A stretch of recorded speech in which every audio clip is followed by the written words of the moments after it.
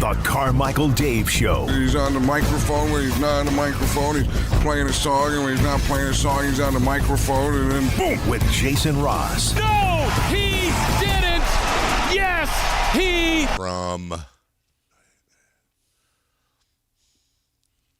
Well, let's see. What would it be here? I guess it would be ranging from about 24 to 30. It was like, hey, I am 63 years old. What would be more alarming on that knock if it was the kid? Yeah. Or the kid with a kid. Say, hey. Hey, Hey, Gramps. Pop.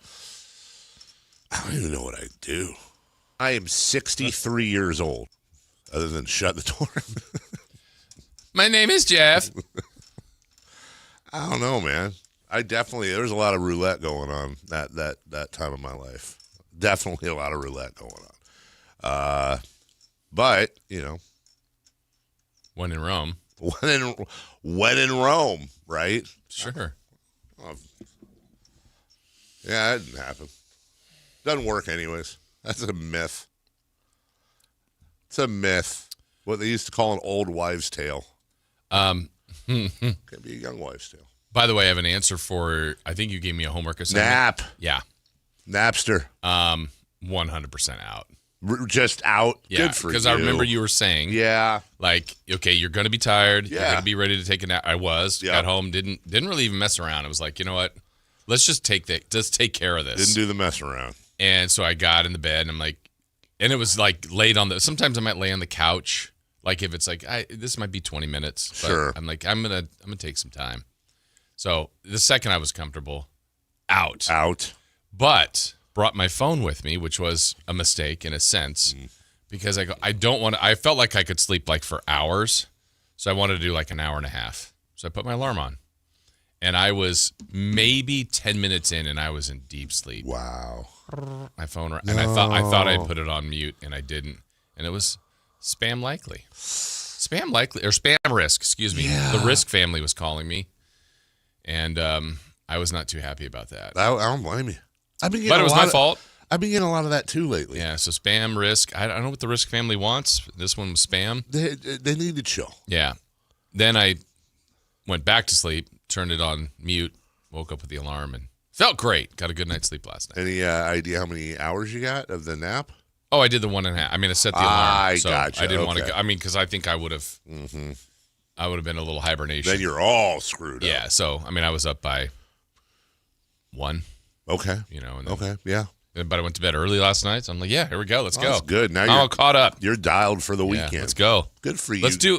Let's do 8 hours today, Dave. What do you say? Who says no? I think you should.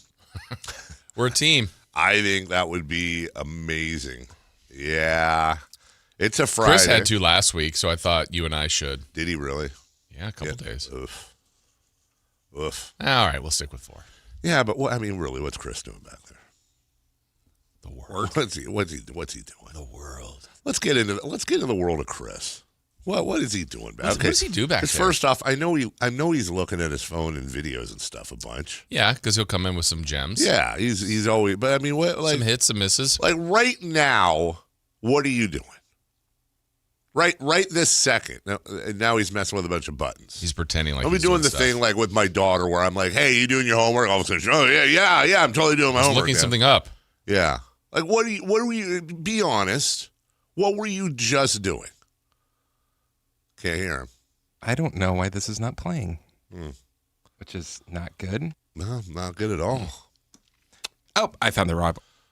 Found the what? I found the wrap up. I found the. Oh, he's clipping that up. Okay. Worth it. Now, to be fair, I asked him to clip that up Monday. Yeah, but I don't like it Monday. Now he loves it. Oh, that's a fair answer. I'm just saying. I'm not trying to. No, I guess I was just going to say I'm not trying to disrespect what Chris does. I guess I kind of am. You want to give a run at it? As to what he does? Or just you go over there for a little bit. Yeah. Oh, no, I can't do that. Oh. But that doesn't mean it's tough. Huh. I'm just saying it's like. So then your job's pretty easy. No. Let me find an analogy. Aren't you a disc jockey? I will say this. Oh, God, I hate that. I know. Oh, you're a DJ? I think if you gave me a week training what Chris does, I mean, I don't think he'd need a week because he's been around the business forever, but give him a week, and then we switch jobs for a week, I think I would be more successful at his than he would at ours. I think that's fair. What does successful mean? Meaning, like, I would. This isn't just what I do. No, I do. But I mean, what else are you doing? Interviewing people? I'm doing interviews. That's easy. Got to go to meetings. I could interview somebody right now for that job. Ready to do some meetings. Ready to hear like. Right, but I'm just saying that's not. It's not a. It's not a challenge. Then let's edit some audio. Let's put that audio in the system. Busy work. Let's make sure that it's working. That's fine. Let's go ahead and edit the golf shows. Let's edit boring weekend shows. Boring. I'm not what jealous. What are you saying about those shows? No, not the shows, just the editing. You could be editing anything. Editing sucks. I would. How about they edit for you, Chris? Yeah. Yeah, that would be nice. What would it take to switch jobs for a show for the day? Because I would be willing to do that. Of course you would now. No, we're going to do it in the middle of King season. I mean, I don't know how that'd go over, but I'm saying I think that'd be interesting to run the board. It isn't just run the board, but I'm just saying run the board, answer the phones. When was the last time? Because when you were at when was the last time I ran a board? You did, at right? at the stations. Well, I don't even know if they're You're around. tech savvy back then. I think there were at least still cart machines back then. If you don't know what carts are, they're basically glorified 8-tracks. What's an 8-track? Yeah, it's big fat cassettes. What's a cassette that you would throw in that would have like commercials and sweepers and stuff. It's like a thicker Nintendo cartridge. Yeah, like a Nintendo cartridge that ate the Mario mushroom and grew. I would be a massive fan of Chris hosting for 4 hours. And not in the sense where, okay, I'm going to go home for it. Like I would, I'm not trying to get out of the work just to, sometimes that happens. Like husbands and wives, that's a thing I think I saw in a sitcom once where they like trade jobs for a day. And, I have such a better appreciation for what you do. And then at the end of the day, everybody learned. And there's a freeze frame at the There's end. a freeze frame at the end where they jump and high five. Mm-hmm. And that's what we learned today. That's one to grow on. I think, but the difference is, here's what I think would be for the audience. Mm-hmm. The quote mistakes, I'm going to say that in whatever term you, I think yours would be more glaring. Behind the, on the board? Yours would be noticeable. Absolutely. Like if Chris, yeah. I mean, everybody stumbles over words or said the wrong. We'll just have fun with it and move on. Whatever. Yeah. So, I mean, you'd hear it, but you're like, Yeah. But like if he went to break and it's like, Dave. 100%. Like, Or you thumb something wrong at the wrong time. I'll make your point. Chris has already made a massive mistake this morning, but I'll bet you if we polled the audience, what was it? And by the way, and everyone, you can go back and listen. There was already a mistake this morning. But I'll bet you a lot of people be like, what are you talking about? What was it? Massive one? Not massive, but I would say, depending on how you define those things, I would say that the thing that Chris did not do is vital to the show, is incredibly vital to the show, and that did not happen. Right away. The show literally began with a failure from the other side of the window. Yeah. Yeah, which led to a failure to communicate. Yeah. But we are, dare I say, so professional, even though it doesn't look like it on the outside. But that's a bit. We're so professional that we just roll right through it, make a bit out of it, make it We're funny. like nougat on the inside. Mm-hmm. Dare I say, we have. You got to stop, Mike Lamb. We have gotten really well when Chris messes up, whether it's his fault. I'll be fair to him, or it's the fault of the board or an external thing that happens too. It's not his fault. I think we've gotten very good at just rolling through it. Whereas I know, at least for me, before years gone by, back in the early 2000s, it'd be in my head all day. Oh my God, everyone tuned out for that. Now it's just like, let's have fun with it. I think we're very good at covering for Chris is what I guess I'm trying to say. I think what you would also enjoy about if you did that job, the turnabout is fair play. I think you would enjoy talking in his ear. Oh, the off air. Let me tell you, dude. The that he amount gets of us on. talking in his ear I would do just to try to throw him off number one. No, which I will tell you right now, I promise you, would not be a challenge. I'm very confident. No, the challenge would be to make sure you're saying it on the That IFB. is correct. That I have. So, Dave, when you're in here, if you need to say something in my ear, just press this red on button. I am very confident that I think I would eventually. It would not take long before I would have to stop saying things in his ear because it would just derail the show every single time. I could just picture getting home and I'll tell my wife, how'd the day go? How did Job Swatch go? Well, we've all been canceled. That was it. It was a good run. It ended. It was a fun idea. But what happened? Dave thought he said something on the air. Chris thought it was on the air. Or, yeah. Like if No, see, what I would do is I would just gaslight Dave and say, that was on the air. and I and then I'd have to. Okay, I don't like this idea anymore. Now, here's the other thing. Like, if I knew it was coming up on Monday, I would actually come in like on a Sunday or something on my own just to. Would you? I would because I would be a little freaked out, but then my priorities wouldn't be what they should be. Like, for example, I would put the same amount of focus into like how to go to commercial break, how to pot everybody up, which is the super important stuff. I would put the same study into how to work the soundboard because that would be the best part. Just randomly playing sounds. As a matter of fact, this is supposed to be a soundboard here very soon. Ooh, I do not like that. I know. The monitor that Zeta is in industry still That's here. not Zeta. That's what Brian said. He said that's the Zeta over there. Or did he mean the what's the thing called we use? Airlink or what? HDV. HDV, right? He said Zeta. You're right. I don't like him saying that. Yeah, no, I know, right? That's supposed to be turned into a soundboard, and then so I can have my laptop here, but then I can have the soundboard over there. Oh, they're letting you a laptop. They already gave me one. Oh, okay. Yeah, they already gave me one. They got Not your laptop. No, I'm not allowed to bring that within. My laptop is like. There's something about yours. My laptop has a sign in its front yard. It is not allowed within 1,000 yards of this building. Because the other shows use them. But are they their own laptops? No, I honestly don't know. I think that's Kayla's. Something with my laptop. Yeah, years ago they found was sending out all this mail. What you've been looking at. That's and that's the whole thing. Is like I found myself on trial for my life, and I was like, because the one time it happened, the first time it happened, it like shut down the mail for the whole company, like not just here, but like Salt Lake City, everywhere. And so the engineers were understandably like, and they're like, and I don't blame them. They're like, dude, what is on your computer? Like right now, you're basically on trial for being like an agent that's coming in and like we know you didn't, but like you're an unwilling mole, right? And I was and like, have you given it's puppies? That's the thing. They were like, have you given your laptop to somebody? Like, do other people use your laptop? Did you leave your backpack anywhere unattended? I'm like, no, and no. This is where it is in my house. I don't blah blah blah. And I was like, guys, take my laptop. Here's my password.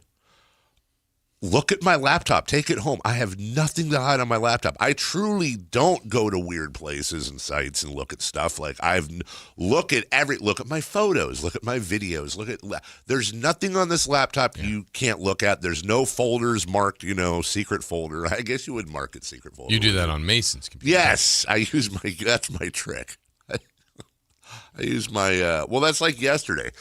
I have to figure out a way to not share my Chat GPT account with my daughter. Yeah. Because why? Because why is that? Sometimes I like to have fun with Chat GPT, and I don't want her reading about it. I think you were doing something with that after work yesterday. I was, after the show. Yesterday's post show was very strange. That was a top 10, there top was 5. A lot of weird revelation. It always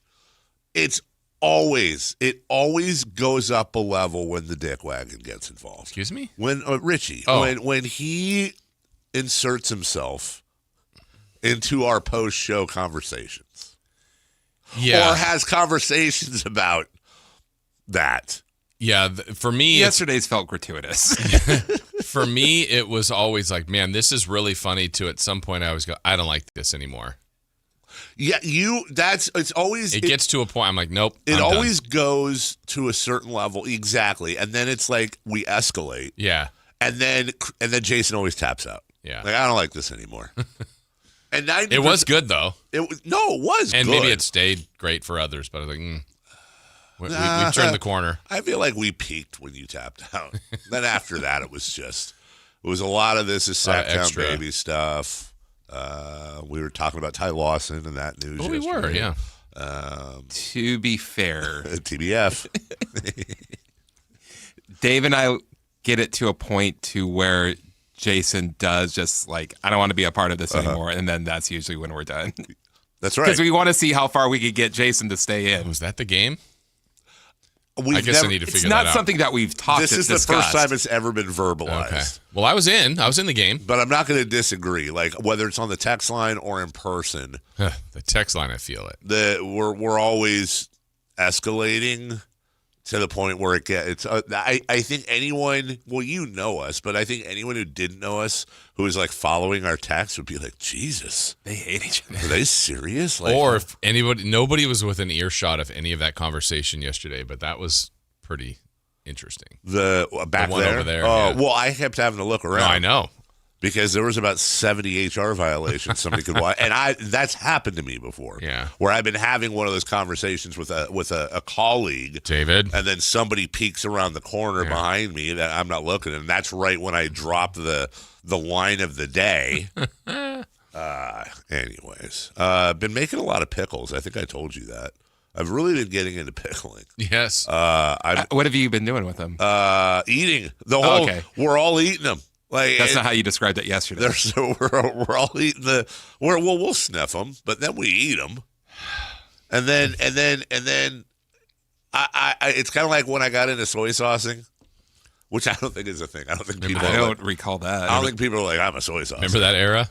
Oh, we've had the conversation about soy saucing before, haven't we? No, it's nothing. It's nothing crazy. I like to make my own soy sauce, and and to be clear, the soy sauce is already made. But I'll take like an old bottle of Kikkoman and I'll wash it out. And then I'll take regular like low sodium Kikkoman and I'll put it in a little pot on the stove. And then I put like a little bit of garlic powder, black pepper, a little bit of lemon juice, and then some Thai chili peppers. And I'll steep it. Flavor it in. I make my own, like how a ponzu is kind of like a citrus soy sauce. I make kind of a citrusy, spicy alternative soy sauce. So we have regular soy sauce, and then we have the alternative soy sauce that sits in the fridge and goes, that's a construct, man. I don't even know. So it sits in there, and so like we're a big rice family, right? Rice, arguably. I mean, it's Jerry, Aroni, University, Susan, Crispies. You guys are sucking at rice right now. Jasmine. Well, yeah, okay. White. Sushi, what? Brown.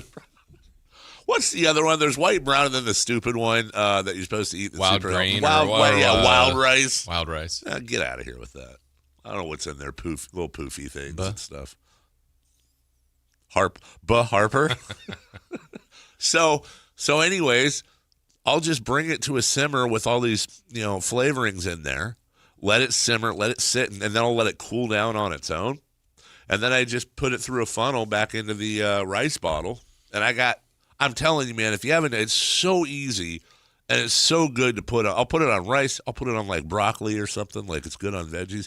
But I've been getting it. I can't keep up with my cucumbers in the garden. Every day I go out there and there's like 2 new fat cucumbers. And the pickling kind. And so I got Clausen style pickle jars. I got regular pickle. I got a spicy pickle. Have you made relish?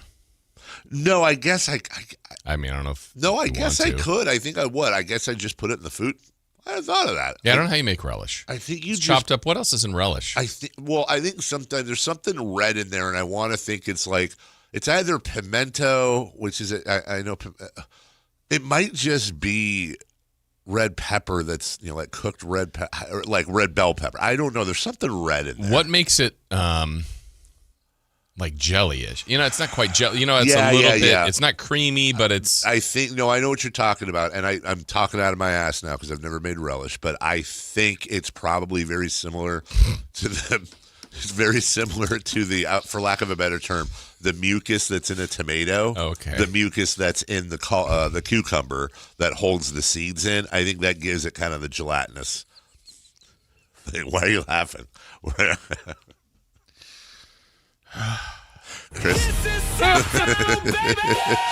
Chris said something in our ears. It's a little bit. Yeah. It's not creamy, but it's. I think okay. Oh, it was right there. Yeah, it was. I wanted to see it. So I don't know. I'll have to look at. I will say this. I don't know if anyone else is. I am not on Team Sweet Pickle. I do not like sweet pickles. I don't like bread and butter pickles, which I think are the same thing, aren't they? Basically. Yeah. I don't. Same thing with relish. I'm not the biggest fan of just in general. You don't like the pickle. I will eat them. Yeah. But if it was a choice, you want pickles on that? No. Really? Yeah. So, but if it's on there, I go, okay. okay. You'll eat it. Or sometimes, I'll let others have it. What about solo pickle? Pickle on its own? Yeah. No. Okay. No. Okay. Oh, so when you get the sandwich and then you get that pickle on the side? It goes right to Chris. Interesting. I give Chris my pickle. Here's a question about that, because we've all been there. You go to the deli or something. You get sandwich. You get pickle spear usually, right? Does anyone eat this? If you do eat the pickle, do you eat the sandwich and then the pickle? Do you eat the pickle and then the sandwich? Do you eat the pickle during the sandwich? So, because I'm asking because what I do. Do you add it on? No, I'll take a bite of sandwich and then a bite of pickle in the sandwich. That's what I do. Really? You do? Okay. I don't I'll finish my bite and then I'll have the. Okay, yeah. Bite a sandwich, bite a pickle, like two. So you haven't even chewed yet? Nah, and then I chew the pickle into the sandwich. Why wouldn't you just put the pickle in the It's sandwich? a great question. I don't have a good answer for that. It's a great question. I don't have a good answer for that. Maybe because the sandwich is like wrapped a certain way. It's already nice and tight. I don't want to loosen the sandwich, put the pickle on there. That's the key, too, because if you get a sandwich that's oozing. Just a loose sandwich. Yeah. Well, that's the thing. A lot of people don't do this. That's why I've always got a wrap. Yeah, I've always got wrappers at home. Not like MCs? CI and no. Like because wrapping your sandwich, it's just so. First off, the wrapping is so cheap, and it lasts forever. And there's something about wrapping a sandwich at home, and then you get it all tight on the ends, and then you slice the middle, and you splay it out on your plate, and then you've got this little V, and then that's where you put your chips, or your pickle, or your chips and your pickle. What a diva. I'm a big chip and sandwich guy. Yeah, the crunch in the sandwich. Yeah, absolutely. But I don't put chips on my sandwich. I know some people do, and Wait, what? I don't put chips on my sandwich. So you do the same thing, bite, and then eat the chip? Yeah. I mean, sometimes I'll bite. I guess you're getting the same crunch, but I put it in the sandwich. And I have nothing bad to say about that. I don't do it. It seems weird to me, mainly because I feel like the chip will get soggy. Well, you don't have to. You can put it in like right before the bite, or like at the. Oh, you like insert it and then. Or the last thing, and it's not that soggy. Doesn't have that much time to. I'll tell you what's also underrated sandwich wise is I don't do this all the time, but I like using hot dog buns for sandwich bread, where you basically you just stuff in the hot dog bun. I think a hot dog bun is a super underrated sandwich holder. It's got to be like some hot dog buns are pretty cheap. No, you're 100% right. It can't be like that, 99 cents for 18 of them. Just when you open it, it's like no, but like either it doesn't even stay connected. 100%. I hate hard bread. Like a lot of people like Dutch Crunch. It's a good bread. It's a good bread, but I don't think it's a good sandwich bread. Yeah. I don't think pretzel bun is a good sandwich bread. Brioche. I need the bread to be soft enough to where when I bite into it, if it's hard, I'm squishing sandwich out of the end. Give me a soft sourdough. Sourdough's great. Yeah. Toasted sourdough better. I love toasted sourdough sandwiches. Let's get sandwiches. I kind of want some sandwiches. I'll be honest. I kind of want sandwiches right now. We should have sandwich. That one. That does not look. That looks like dog food. I don't know what this commercial is. I know where it's. Arby's. Well, that honestly looks like it's a cheesesteak, and it looks like taco meat. For dogs. I don't like. Yeah, it looks like dog food. All right. Well, speaking of dog food, we got a great show. Yeah, for we you today. do. All kinds of kibble for you to chew on. We'll ask questions. You'll get answers. It's a Friday as we drive towards the weekend with all of you. We appreciate you showing up. As maybe you showed up in a brand new Ram HD. I don't know. Probably Dodge, Chrysler, Jeep. Ram and Woodland, the 4th of July sales event. You may have noticed that was 20 days ago. It is July 24th, but guess what? Chicken butt. Also, though, they're extending the 4th of July sales event because it's been so popular. Those deals are phenomenal. As a matter of fact, they're the best deals so far this year. They want to keep the savings going. Right now, you can save up to $14,000 off MSRP on new 2026 Ram 25 and 3500 heavy duties. Plus, save thousands more with 0% financing for 60 months. My good, think about that: $14,000 off MSRP and 0% financing. That's insane. Their goal is to get you the hard-to-find heavy-duty truck you need at the best price possible. Plus, over 600 Rams available, so your new Ram is waiting at Hoblet. If you've been looking to upgrade, now's the time to do it and save big. Search, select, and save through their whole inventory at HobletDodge.com. Unbeatable prices, unbeatable selection. Nobody beats Hoblet. Period. We'll take a break. When we come back, hey, camp's opened for the 49ers and a few others. Plus, the Raiders in trouble. Fernando Mendoza not under contract. Is this a thing? Talk about it next. Like and subscribe to the Sactown Sports 1140 YouTube channel at Sactown Sports 1140 to get the Carmichael Dave Show with Jason Ross, Matt and Kayla, and the Drive Guys with Kevin Gleason and Alan Stiles on demand and at your fingertips. Get your fix of the Sacramento Kings, 49ers, Giants, Athletics, NFL, NBA, and the latest in sports and entertainment all in one place at Sactown Sports 1140 on YouTube. Your local sports leader, Sactown Sports 1140. Sacramento weather is brought to you by Bonnie. I'm Tara Berg in the KCRA3 Weather Center. Welcome to your Friday. Stepping outside, you feel a touch of that Delta breeze. Nice, cool beginning to the day. We'll enjoy plenty of sunshine into the afternoon and temperatures up a little bit from yesterday. Expect highs in the low to mid-90s. Get the latest forecast on the KCRA3 News and the KCRA3 app. Oh, the Sacramento heat. Right now, get your AC professionally tuned up for as low as just $59 and enjoy your summer nice and cool. Plumbing, electrical, heating, and air, Bonnie.com. Summer restrictions apply. License 696-355. Have you seen The Odyssey at the Esquire IMAX Theater? Director Christopher Nolan shot every frame entirely on 1570 IMAX film, and Sacramento's Esquire IMAX Theater is one of only 40 theaters in the world showing The Odyssey in brand new IMAX film technology, as Nolan intended his epic film to be seen in IMAX format. No one could stand between me and home, not even the gods. See The Odyssey for the first time or again, and lock in your seats for the best movie experience only at the Esquire IMAX Theater. This is Sactown Sports 1140. Hey, it's Carmichael Dave. What's up? It's Matt George. What's good? It's Alan Stiles. With the most trusted voices in the community. This is Jason Ross. Hey, it's Kayla Anderson. It's Whitey Gleason. Ready to help promote your business, both as partners and customers. All you have to do is ask. Pick up the phone, dial pound 250 and say, grow my business to get connected with a team member today. That's pound 250 and say, grow my business. Our team will review your product, quickly pair you with a perfect endorser, and create video and audio samples all at no cost or obligation to you. With the most live and local on-air lineup, a dynamic content-driven website, and a state-of-the-art mobile app, Sactown Sports 1140 is tailor-made to help you connect with a sports audience in Sacramento. So why wait? Dial pound 250 today. Say, grow my business, and let us help take you to the next level. You're still glowing, flirting, grooving. You've still got it. But your immune system weakens as you age, making it harder to fight illnesses like pneumococcal pneumonia and RSV. Vaccines are a key part of any health routine and can help protect you from getting really sick.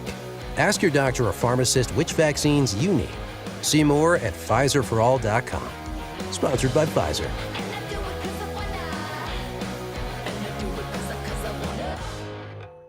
I'm Boomer Esiason. My mom died from cancer. She was only 37 years old. She didn't have life insurance, and that was devastating for my family. That's why having life insurance is so important to me. Ethos makes it fast and easy. Get a quote in seconds, apply in minutes, and get same-day coverage. You can get up to $3 million in coverage with no medical exam. Get your free quote at ethos.com/music. That's ethos.com/music. Paid spokesperson. Time spent on application may vary. Online health questions required. Golf to Go is brought to you by the Hagen Oaks Golf Super Shop. Here's Frank LaRosa. When your round is going bad, it seems like nothing works. So the So-So Golfer offers 6 tips to save the bad round. First, forget about working on swing mechanics. That creates headworms. Second, tee off with what's working. If your driver isn't working, use a club that does. A 7-iron in the fairway is better than a lost ball. Third, play shots you know how to play. If your second shot looks like a big fade around a tree in the fairway and you just never practice that shot, leave it alone. Take your medicine and hit it back in the fairway. Don't overcomplicate the task at hand. If a simple bump and run will get your ball to the flag, don't try a flop shot that might only catch your buddy in the teeth.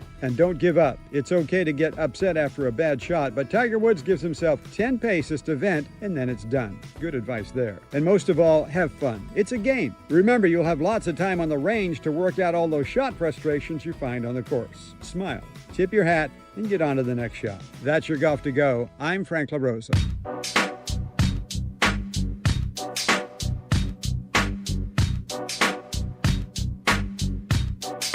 The Carmichael Dave Show with Jason Ross. Call or text at 916-339-1140. On Sactown Sports.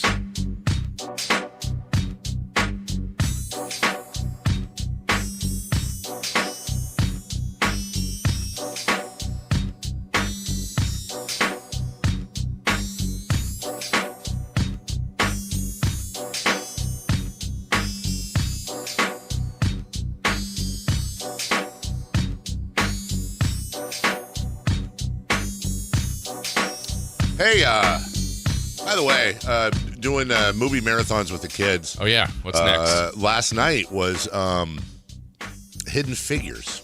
Oh, good. 2016. Yep. Okay. I wouldn't even react, but I didn't expect this. I did not. Honestly, I'm kind of on my heels right now. So I said Hidden Figures. Big eye roll from Chris. What possible... Like, you could give me all day, and I don't think I could guess what his issue is. Oh, Hidden Figures were, I can't think of the guy's name. Kevin Costner? Kevin Costner is the big hero for letting people go to the bathroom. I actually thought... Which probably never happened.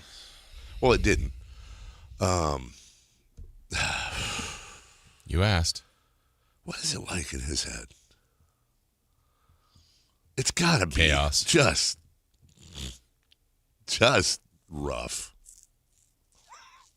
First off, it didn't happen. There were a ton of historical inaccuracies. That was a thing. I ended up reading a bunch about it. I like when something is based on true stories. You know, the three ladies did exist. And if you don't know Hidden Figures, it's Show them something good like Goodfellas. A story about three ladies, early 1960s NASA. Incredibly intelligent, trying to make their way through as America's falling behind Russia in the space race. They're trying to get John Glenn and others up in space and orbits, and there's a lot of math and stuff. And one of them's trying to be an engineer. One of them's trying to be a supervisor and program this new IBM computer that's the size of this floor of the building. And then the main character is a widow who.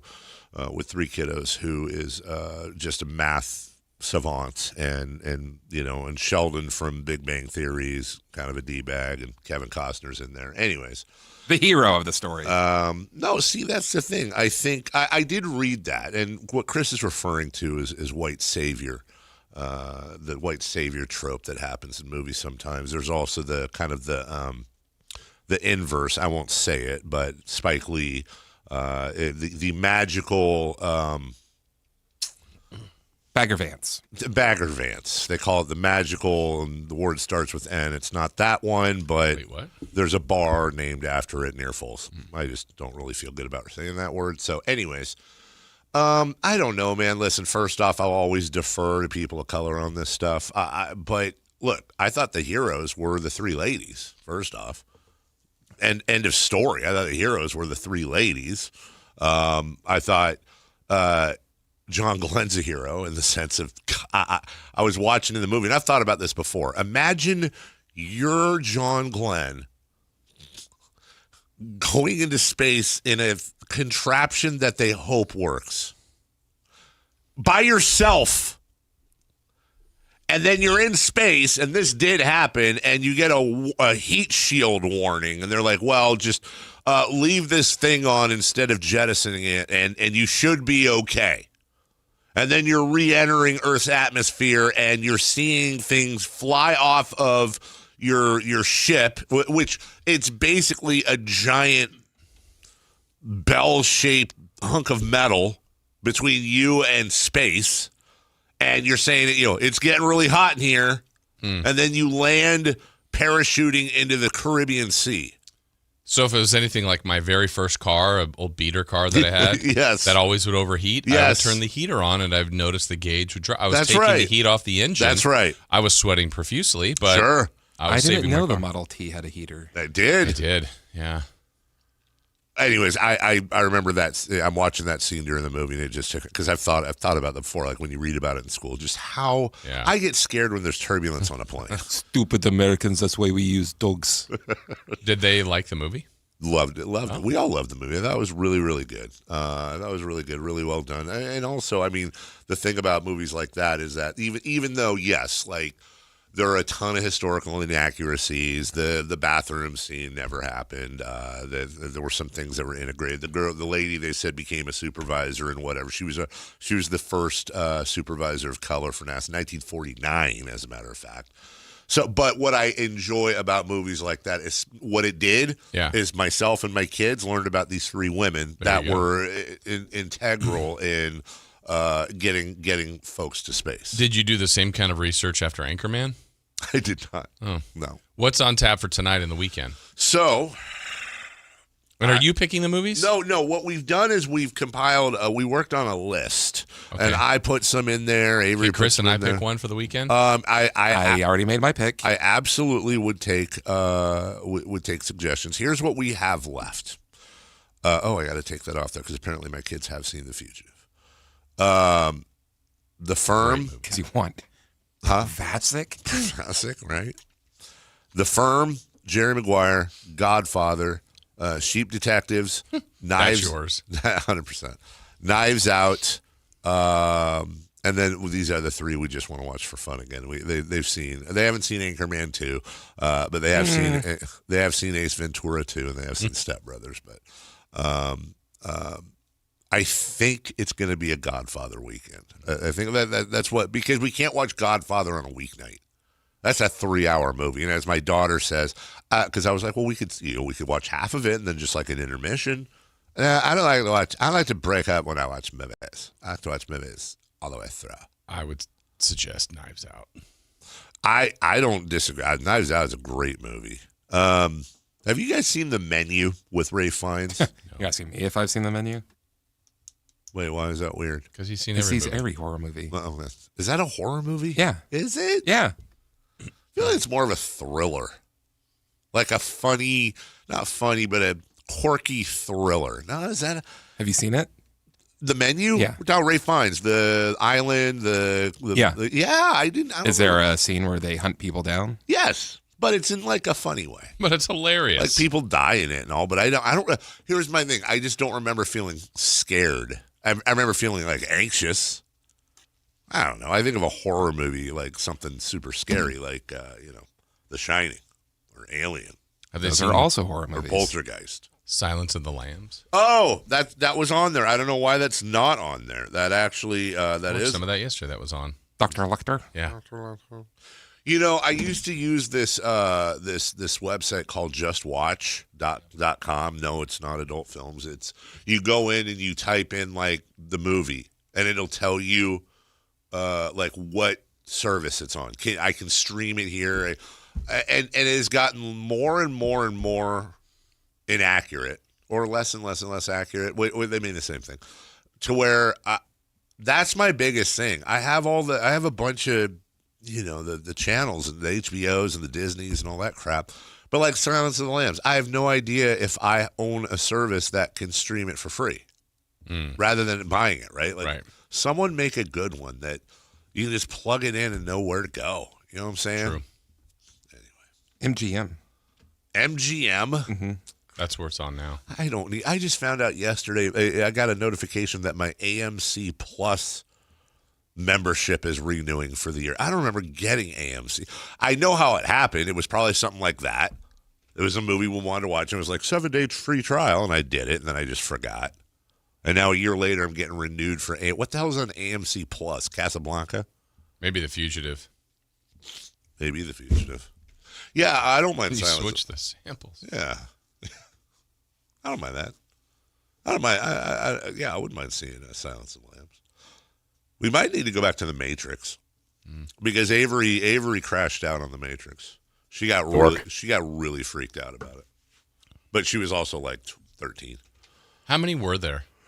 4. Oh yeah, I stopped. I don't know. I know I saw the first one in theaters, maybe the second, and yeah, you could stop at the first. I think I also want to see. She wants to see 2001: A Space Odyssey, but that's an assignment. John Wick. We saw the first one. Okay. I want to see Oppenheimer. I haven't watched that yet. Barbie? I haven't seen Barbie. Is it worth it? Is it worth it? Put them together. Barbenheimer? Barbie's fine. Yeah. I mean, wow, you don't support Sacramento artists. Oh, it's what's her face? Mm-hmm. Yeah, I feel like she doesn't need support for Barbie. I feel like that got supported. We'll take a break when we come back. Yeah, the Niners camp opens. Also, we have an update on Fernando Mendoza. That was a little bit. Plus, A's Giants off. Do you care? All that next. Does Russell Westbrook no longer fit into the vision for the Kings? Russ outplayed his contract last year in every possible way. And I think he earned every penny of his check and then some. Well, now the Kings have turned the page. They got Darius Acuff in. They're trying to move on and continue the rebuild. Part of that is by giving the youth the keys to the castle, as I said. And also, I think Russ deserves better. Your exclusive home for Kings basketball. Sactown Sports 1140. Everywhere you look, things are getting more expensive. But at Consumer Cellular, we're lowering the price for those 50 and up. Now you can get unlimited everything for just $35 a line. That's $35 a month for unlimited talk, text, and data. Switch to the carrier ranked #1 in network coverage and customer satisfaction and get unlimited everything for just $35 a month. Call 1-888-FREEDOM or visit Consumer Cellular online or in-store today. Price includes $5 credit for autopay and e-billing. Taxes and fees apply. Data speeds reduced after 35 gigabytes. Rankings done by 2025 ACSI survey. Finding great candidates to hire can be like, well, trying to find a needle in a haystack, but not with ZipRecruiter. Its powerful technology actively finds and invites qualified candidates to apply to your job. So while other companies might deliver a lot of hay, ZipRecruiter finds you the needle in the haystack. See why 4 out of 5 employers who post a job on ZipRecruiter get a quality candidate within the first day. Try ZipRecruiter for free at ZipRecruiter.com/free. That's ZipRecruiter.com/free. ZipRecruiter. Whoa, what's all this? These screens, the food? All for the game, bro. Dude, let us pitch in. No need. I've got it all covered. With T-Mobile, I'm saving $1,000 bundling my wireless and internet. No way. Really? Yep, and the price of my plan won't change for 5 years. Wow, I'm definitely switching to T-Mobile. Goal! Here's to score big with T-Mobile. Families save up to $1,000 a year when they bundle fast, easy to set up, all-in 5G home internet with 4 phone lines on Experience Beyond. And your plan price? Guaranteed for 5 years. Stay connected con tu gente and catch every match with T-Mobile. Join now at T-Mobile.com. Price guarantee on talk, text, and 5G data. Exclusions like taxes and fees apply. Savings based on third line free via monthly bill credits. Internet discount with $15 in monthly bill credits and auto-pay discount. Qualifying credit required. Credits may take up to 2 bill cycles and will stop if you cancel any lines or change plans. With 25 award-winning years in Northern California, Ashton & Price is your local injury law firm. Pro attorney tip: if a firm presents as local but they're in LA, red flag. If your first consultation is not with a lawyer, big red flag. At Ashton & Price, your first consult is with a local attorney, and if serious injury prevents travel, a lawyer will come to you. Still not enough? George Washington's my uncle. At Ashton & Price, no red flags, just red, white, and blue.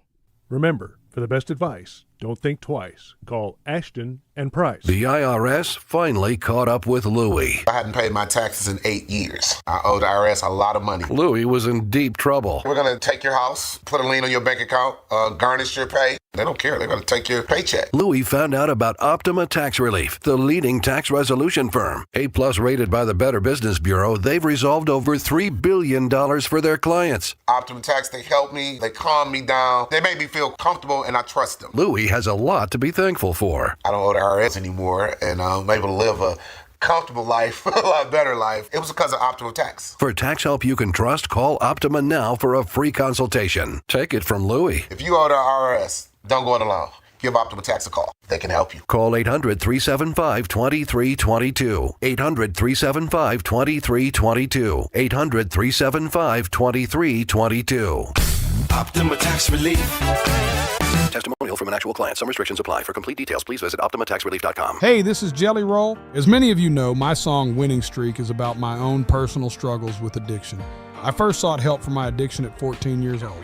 Start your recovery journey. Choose a proven addiction treatment option that's right for you at ChooseChangeCA.org. The real you is worth recovering. Choose Change California provides access to proven treatment options for addiction to opioids and stimulants. ChooseChangeCA.org. This is your chance to recover your life.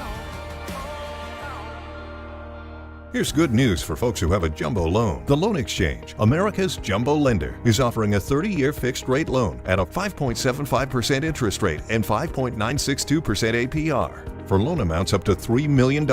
So if you have a mortgage with an interest rate of 6% or higher, give America's jumbo lender a call at 833-436-8800. You drive around to find the cheapest gas, so why not refinance your mortgage? Every day you wait, you're wasting money on needless interest. Go to theloanexchange.com or call 833-436-8800 to find out what your savings will be with a new 30-year fixed-rate loan at 5.75% interest rate and 5.962% APR. NMLS 1637539. Loan subject to credit approval. See website for licensing information, loan terms and conditions. Equal housing lender. That's theloanexchange.com or call 833-436-8800 for a 30-year fixed rate loan at 5.75% interest rate and 5.962% APR.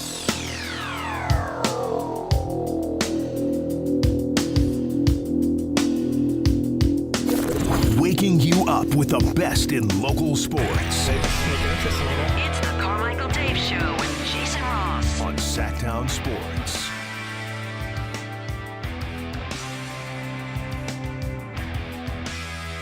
Yeah, I got to add Kill Bill to that list of movies. Have to? I enjoy those movies. I think they're they're fantastic. Yeah, I think they're really good. Peacock's got the one where they combine them into one movie. Do they really? That'd be kind of interesting to have them watch it for the first time. It's really neat now, kind of graduating my kids into adult movies. That sounds weird. Movies for adults. Oh, okay. Yeah. Thank you. Also, during the break, somebody asked me on Twitter. I'll answer this. Dave, they're listening to all the how I'm doing pickles, and you were talking about relish and all that, and said, "What? You ever thought about making your own ketchup?" Because we were talking about canning tomatoes yesterday. Oh. Yeah, I'll answer that. I have thought about it. You know why? You know why I will never make my own ketchup? Because it's fine. I'm not going to improve on Heinz. I'm not going to. How do you know? I just don't see a way. There's nothing I can think of that I would add that would. It just seems like it would be a bunch of work, and at best, I'd get Heinz ketchup. And now that you say that, I'm trying to think like. Do you taste different? I don't know that I taste differences in ketchup. I do. I you definitely, do? yeah. Oh, well, then you could make it different. Yeah. We should do a blind taste test with Dave. I 100% will get Heinz. I can tell you right now 2 things I would nail. I got a spit take. I would nail a Heinz ketchup taste off, and I would nail a Best Foods or Hellman's mayonnaise taste off. Dang it. I don't have time for Friday Funny Games. You throw in Kraft or one of them garbage olive oil ones, or what? God forbid, Miracle Whip. Well, that's not that's not mayonnaise. You know what's funny is Miracle Whip is the devil. Our family transition. That's what I grew up like as a kid. Hello. We started that way. With Miracle Whip? Yeah. Oh, so, I mean, that's what I God. knew. And then I was like, ooh, what's this other stuff? And then once, I don't know how long it took, but yeah, I don't know the last time I had Miracle Whip. I had a friend whose family used Miracle Whip, and I never ate at their house. Dude, honestly, I can't physically. And I did a thing maybe in the last 10 years where I just tried a little bit of it. Like I took I was at a buddy's house and he had mayonnaise and Miracle Whip and I'd made my sandwich and I took like a little butter knife of a little bit of Miracle Whip and put it on a corner and just ate. It was like maybe my taste buds have changed. Yeah. Millions of people have enjoyed Miracle Whip. It is disgusting. Yeah, I don't know what it was. You know how like if you get a new car and you've never had that brand of car and then all of a sudden you see all those same kind of cars everywhere. Like I never noticed this car. Yeah. I don't notice Miracle Whip in the store at all. Like I only feel like I see Best Foods now. I think there's something to that. Is there less Miracle Whip? I think Best Foods is just corner. It's just domination. That's the thing. Like making mayonnaise is something that actually interested me too. But again, I'm not improving on Best Foods. I might match it. I'm not improving on it. Best. It's the best. Yeah, it's not average foods. Yeah. It's not runner-up foods. Give it a try. You might beat us foods. Yeah, it's Best Foods. Whether it's I got a jar of Best Foods, and I also have a Squirty of Best Foods. Squirty's the best for sandwiches. Yeah. See, now that we're talking about tasting the difference, I don't like the taste of the squirting mayonnaise. Could you they say taste that? different? Yeah, they do taste different. No, they don't. Yes, they do. Because it squirts out of the bottle? I'm guessing there's some sort of preservative in it to make it. I don't think so. You can squirt it out of the bottle. Now we have to like do if that you took like a regular bottle, like a squirt bottle, and put just regular Best Foods in there, it wouldn't come out like the other one. Why? What do you mean why? Why wouldn't it? Because they're different consistency. No, they're not. Okay, I wish I had time because today I would love to have a Miracle Whip, a Best Foods like with a dollop from a spoon, and then a Squirty and see if. Well, Miracle Whip is. I know you'll taste that difference, but I'm doing the other one is between the squirt bottle and. Well, maybe we can do this next week because I was just while he was talking, I was doing the same thing you were. Is how because it's only 2. He's got a 50-50 shot. I say we line up. I'll bring in 10 plastic spoons. I won't put a ton on there because that's a lot of mayonnaise to eat. And by the way, if you want to bring in, maybe I'll bring in like a couple pieces of bread, so you have something to go with. Your choice. But I think what you do is I'll bring in 10 spoons, plastic spoons. Bonus if I can get like different colored ones, and then he puts a blindfold on. Bring him in here, and then you've got 5 of them Best Foods out of the whatever. And then a jar, and then 5 of them Squirty Best Foods. Because Chris said, and I quote, "I don't like the taste of Squirty mayonnaise." I think they're the same. That was the quote. That's the quote of the day. Yeah. Hey Richie. Oh, he's on vacation today. Oh, is he? Oh. Make that a promo. Hey, is Best Foods mayonnaise in the squirt bottle the same as Best Foods mayonnaise in the jar, or are there some form of differences in their inconsistency? Well, let me double check that real quick. Real quick. It's like my daughter taking forever. Right. So they're very close, but not always identical. The squeeze ball can be adjusted a bit so that it flows better through the nozzle, which can make it feel a touch thinner. The jar is usually the thicker baseline version. As for flavor, that's intended to be the same, but the texture difference is real. If you're doing something texture sensitive like potato salad or deviled eggs, jar is probably safer. Hold on, but are there actually different ingredients that change the textures between the bottle and the jar? Let me check. Yeah, so they're basically the same ingredients on paper, but the exact proportions and the processing aren't listed. That's probably where the squeeze bottle can end up feeling a little thinner. They don't publish those exact differences, but if you're really sensitive to texture, the jar is usually the safer. Oh, I'll give Chris points. Okay. But now I really want to see if he can tell the difference. Yeah. Well, I was just thinking as that was going on was like Coke in a bottle versus Coke in a can. There is a difference. There is definitely. And I don't know why. Why do they call it Mexican Coke? Is it because it's got the real sugar in it? Because they'll literally call it from Mexico. Is that what it is? Yeah, like that taste. That is my favorite. That's the best. Mexican Coke in a bottle is the best. The best Coke. As it's intended to be. As it's intended to be. Oh, Colombians do a pretty good job. From Dwayne. Dwayne says, Dave is a simpleton with best foods. Duke's and Kewpie mayo are the only accessible choice. Look, what mayo? Duke's and Kewpie. I think it's like Korean. Yeah, mayonnaise? it's Japanese or Korean. Japanese. We have a bottle. It comes in like a clear bottle with a red top. We have Kewpie mayo in there. Here's the thing, though. It's different. Like if we make at-home sushi, we'll make the little. If we do a little mayo spicy sauce on top, we'll use the Kewpie mayo. There's a couple other Asian preparations we use that for. Duke's. If I can't have best foods, I'll take Duke's. Okay. I'm not here saying how often. Fernando Mendoza signed his contract yesterday. By the way, he was out of contract. Now the Raiders have, no surprise by the way, Raiders have all their 10 picks under contract now. Everyone's reporting to camp. According to sources, he will be competing with Kirk Cousins for the starting job.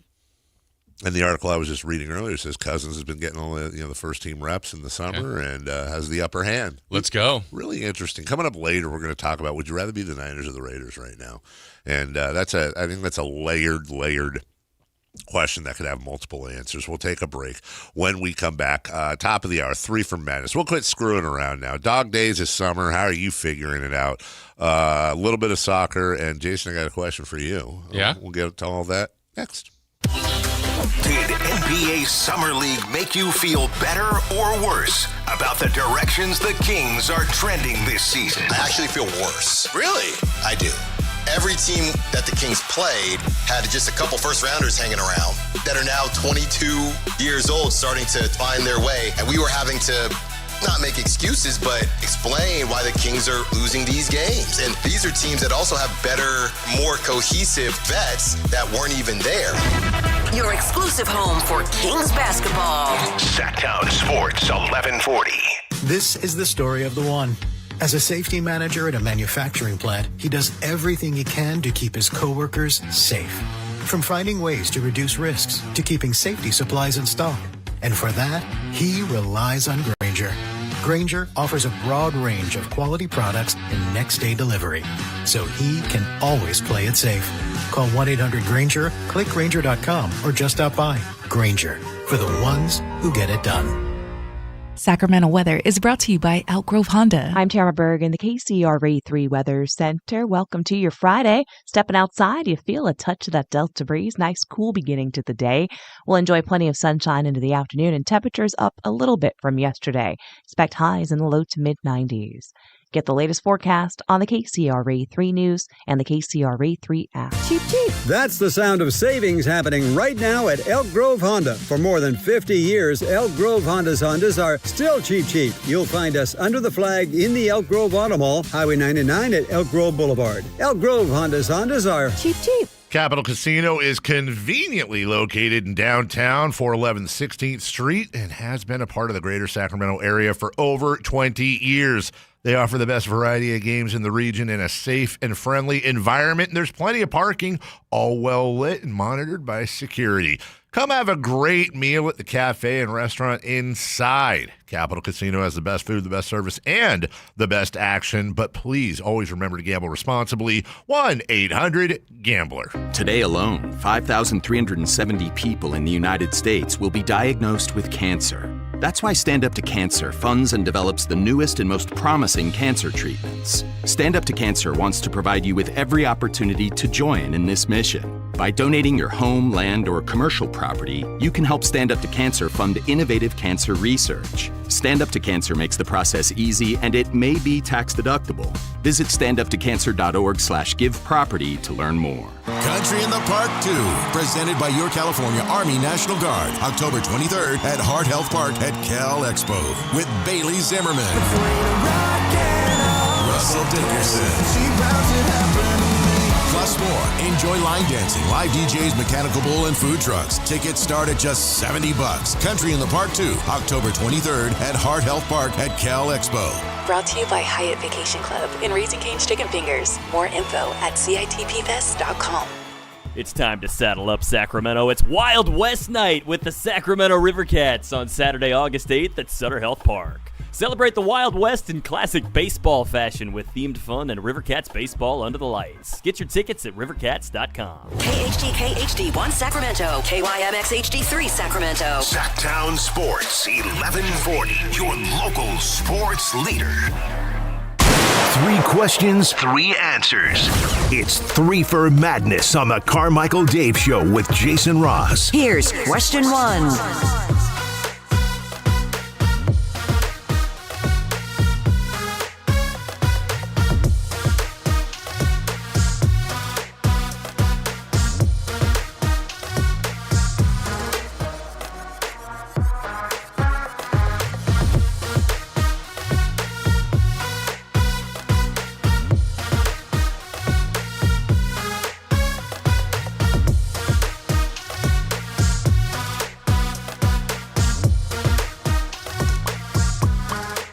Be the Niners or the Raiders. We'll get to that in the bottom of the hour. In the meantime, 3 for Madness, question 1.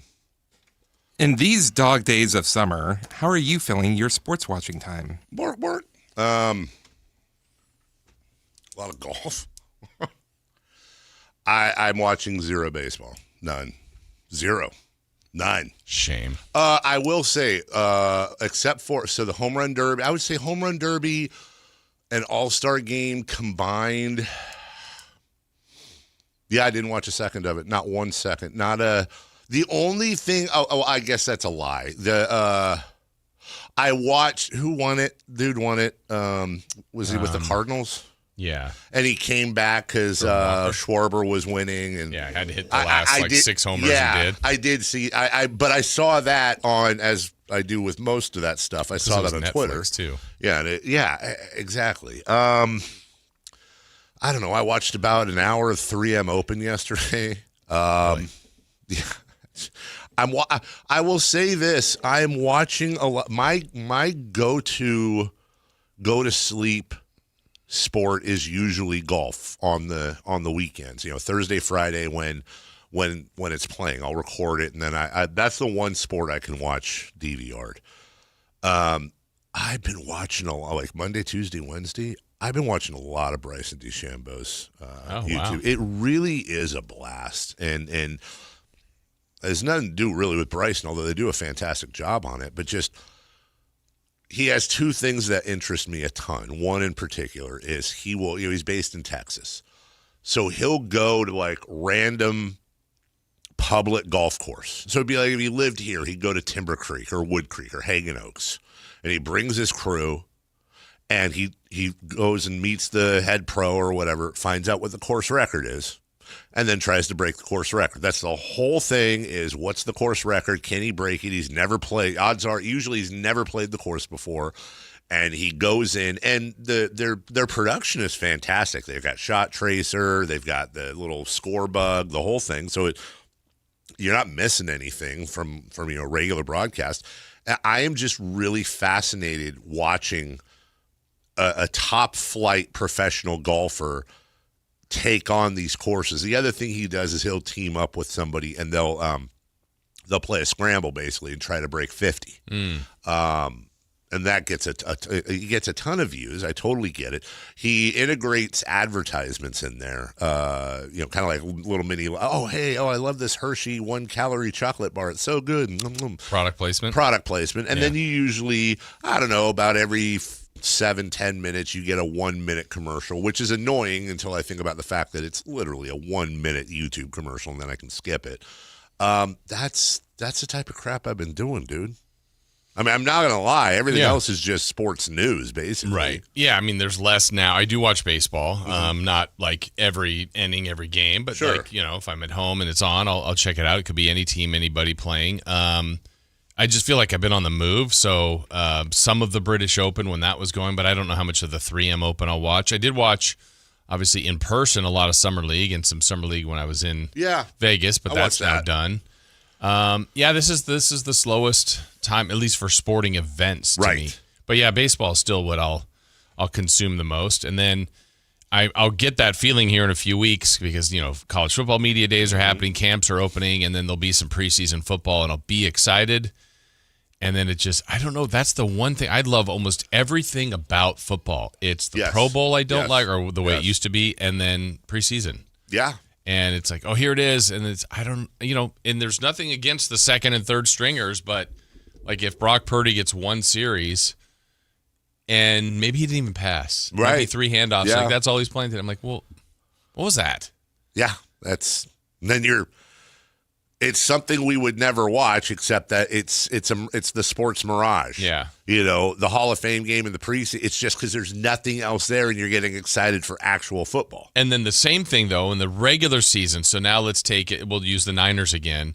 And it's week 15. Either they've made it, they've clinched, or injury to Brock Purdy. Let's hope not. But something like that where you go, I'm really watching like the third string quarterback of the Niners against the third string of the Giants. Right. Well, it's a regular season game, and maybe I have fantasy point, whatever. It's like, but I'm in that game, into it, as opposed to if that was a preseason, like, nope, not watching this. I wonder if there's any way you could, anything to make it more interesting. Like, fantasy preseason football would be insane. Yeah. Because how do you even do it? Yeah. How do you even I think we just have to, it makes us want week 1 more, I think, when it's really here. Because then it's just, it immediately goes from, I don't really care about this to here we go. Like you're all in that first Sunday right away. Well, even or the first Wednesday. Yeah. Wednesday this year. Oh, yeah, that's right. 6 weeks from this Wednesday, I believe. From 2 days ago or from the one coming up? 7 weeks, I think. Okay. From 2 days ago, yeah. It's almost here. And then, as always, it'll go too fast. Like it's week 8 already? Yeah, exactly. Yeah. That's what happened. Remember last year? It was like, oh, my God. We'll be like week 3, and you're like, here's the downward spiral. I'm like, wait, we're just getting here. Halloween. It's the first sign. First sign. Number 2. Halloween's the first sign of July. Number 2, please. Question 2. Is there a world in which soccer could fill this void? If they have the World Cup every summer. And this is the thing. This has really been like I've had this real crazy internal debate going because honestly, here's the truth of the matter. This is the God's honest truth. You know how I talk about this is the doldrums and this is the dog days, right? I'm not telling the whole story because it's not for me. I am all in right now. Like right now, Jason, I'm watching, this is live, Huddersfield versus Oldham on what looks like almost a high school. They're playing a little preseason match.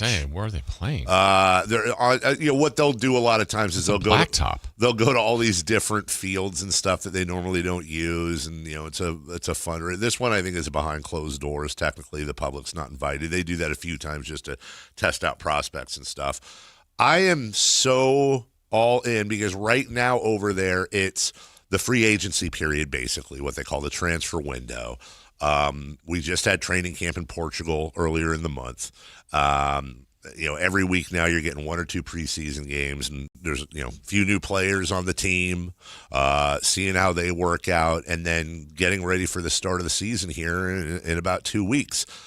When I say I'm not watching sport, I purposely leave that out. It's a conundrum I've never had before in this job because I'm a sports talk radio host who is searching for content and things that I am passionate about so that and others are passionate about to fill 4 hours.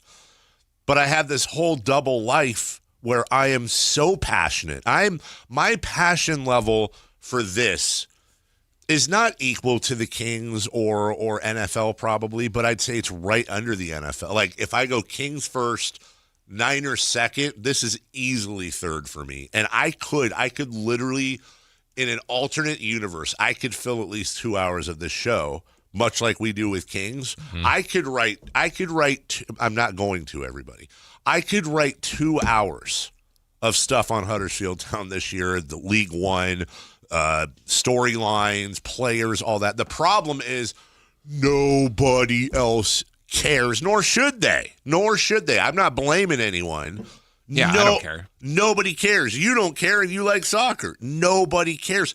Now, full disclosure, as always, I work with that club now and have for going on 4 years now, really. But I don't think I'm into it because I work with them. I think working with them has gotten me into it, and I am hooked. I am so hooked, and every Saturday I wake up at 4 or 5 a.m., and I'm locked in for the match, and my heart rate's going through the roof. I am thoroughly entertained. I'm on the message boards reading about it. Don't do that. I know. I'm interacting with fans on Twitter. It's all healthy. It's this double life I lead. So could that – I think the answer when it's could soccer – fill that void? I think the answer is yes, not for everybody. Yeah. And there would have to be something here, like Republic, for example. I think they'd have to go MLS or MLS USL would have to merge, and then I think it would click for a lot of people here. So I have a thought exercise that I'd ask you guys about. So Messi is playing here. What you with mean? Miami. Yeah. One of the biggest names in the sport. So if Erling Haaland, Kylian Mbappe, Yamal, like some of the stars of the World Cup, all came to MLS, would that do it? It would help. It would absolutely help, but not enough. And here's the thought exercise. So think about that premise. Yeah. Same premise NBA is talking about NBA Europe. Yes. Anthony Edwards, LeBron, Steph, Joker, and Giannis. I don't know. I'm picking 5 people. All go over there. Yeah. And play in that league. Yeah. You watching that league? Probably not, because it's a great you still have question. the NBA. I don't think so, no. So I don't know. Generally, I feel like in the United States, it's a generality, but it's like I feel like people want the best. I would love to see LeBron in a game in Croatia or Turkey. I would like to see that. I would watch, to Chris's point. Out of the curiosity. But you follow the league and you're going hey, how's LeBron's team doing? Plus, it's a time thing too. But I don't think I'd be like, oh my God, I love the Kings, but my second team's the Croatia Crows. Yeah. So we have the history of the players and or the organizations. I love the Lakers, or I hate the Lakers. I love the Celtics, or hate the Celtics. Yeah. But also you need the star power in the name. I don't know if that could work for soccer if they had those guys. I mean, it would help for sure. Yeah. I mean, well, and even now, Messi already had a splash when he first came here, but is it even going to be larger now when they play? Well, and the idea that Messi's all old and broken. Well, he was, he finished second for player of the tournament behind what's his face. I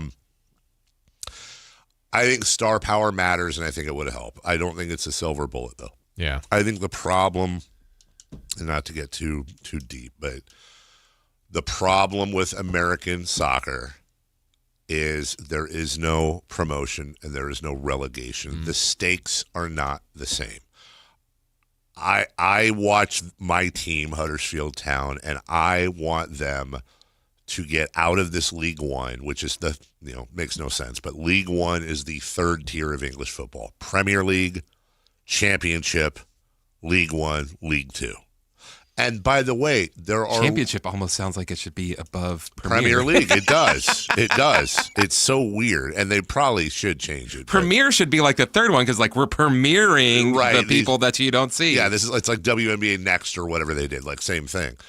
And by the way, when you get below League Two, which again is the fourth tier... That's when you get into the National League and baseball. Soccer. Yeah, you're forced to be in baseball. But those guys playing are semi-pro. They have other jobs. They plumbers. They're not part of what's called the EFL, if you will. If we had promotion and relegation, I know. If we had promotion and relegation, I think America would love it. I think. Because I not only am worrying about my team trying to get out of this league and get promoted, which in itself is like getting to experience a championship.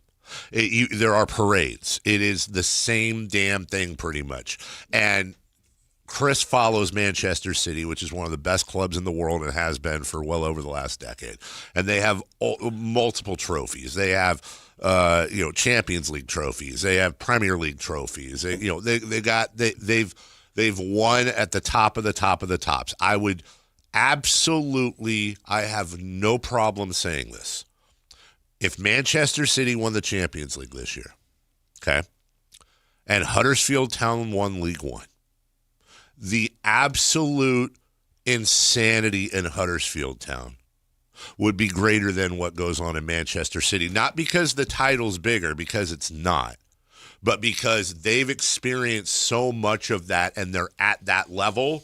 Whereas for little old Huddersfield Town to get out of that league, and they haven't experienced that in a while, you would have 80-year-olds, 20-year-olds, and everybody in between falling to the floor, crying, hugging, going just as if we won a title here. And I want more of that. Do you think... and that wouldn't be true.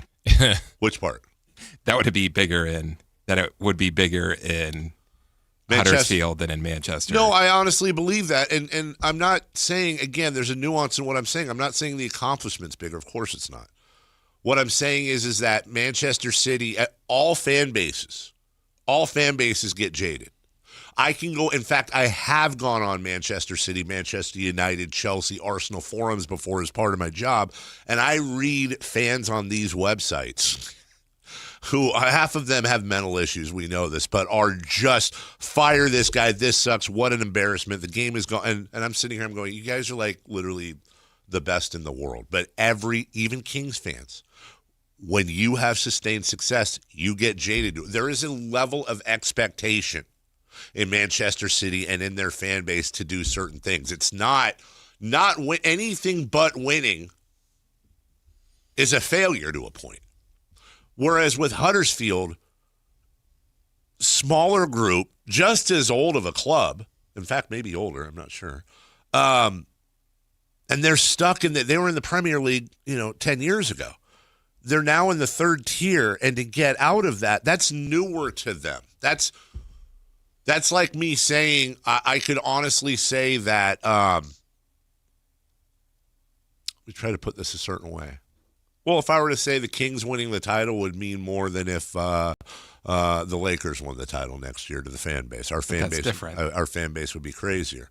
But Manchester City and that fan base, anybody over the age of 5 years old, and when they've experienced these things before. Yeah, but everyone over the age of 40 experienced all the other stuff when they were just being made fun of their entire lives. No doubt about it. But how many trophies and how many championships do they have over the last 10 I'm years? saying it gets pretty rowdy for each trophy. I'm not saying it doesn't. I'm not saying Manchester. There's nuance. Again, I'm not saying Manchester City fans are like, oh, Champions League, bully here. Cheers. I'm saying, let me ask you this, Chris, and don't be a D-bag either. Give me an honest answer. No, don't. No, you know what I mean here, because you're going to... That tattoo on your wrist, what does that mean? It's when Sergio Aguero won the league. Premier League, right? Yes. Came back, won the thing. How many Premier League titles have you guys won since then? 6. When was the last one you won? 2 years ago. 2 years ago. Do you think that celebration and that feeling 2 years ago was equal to the one with the tattoo on your wrist?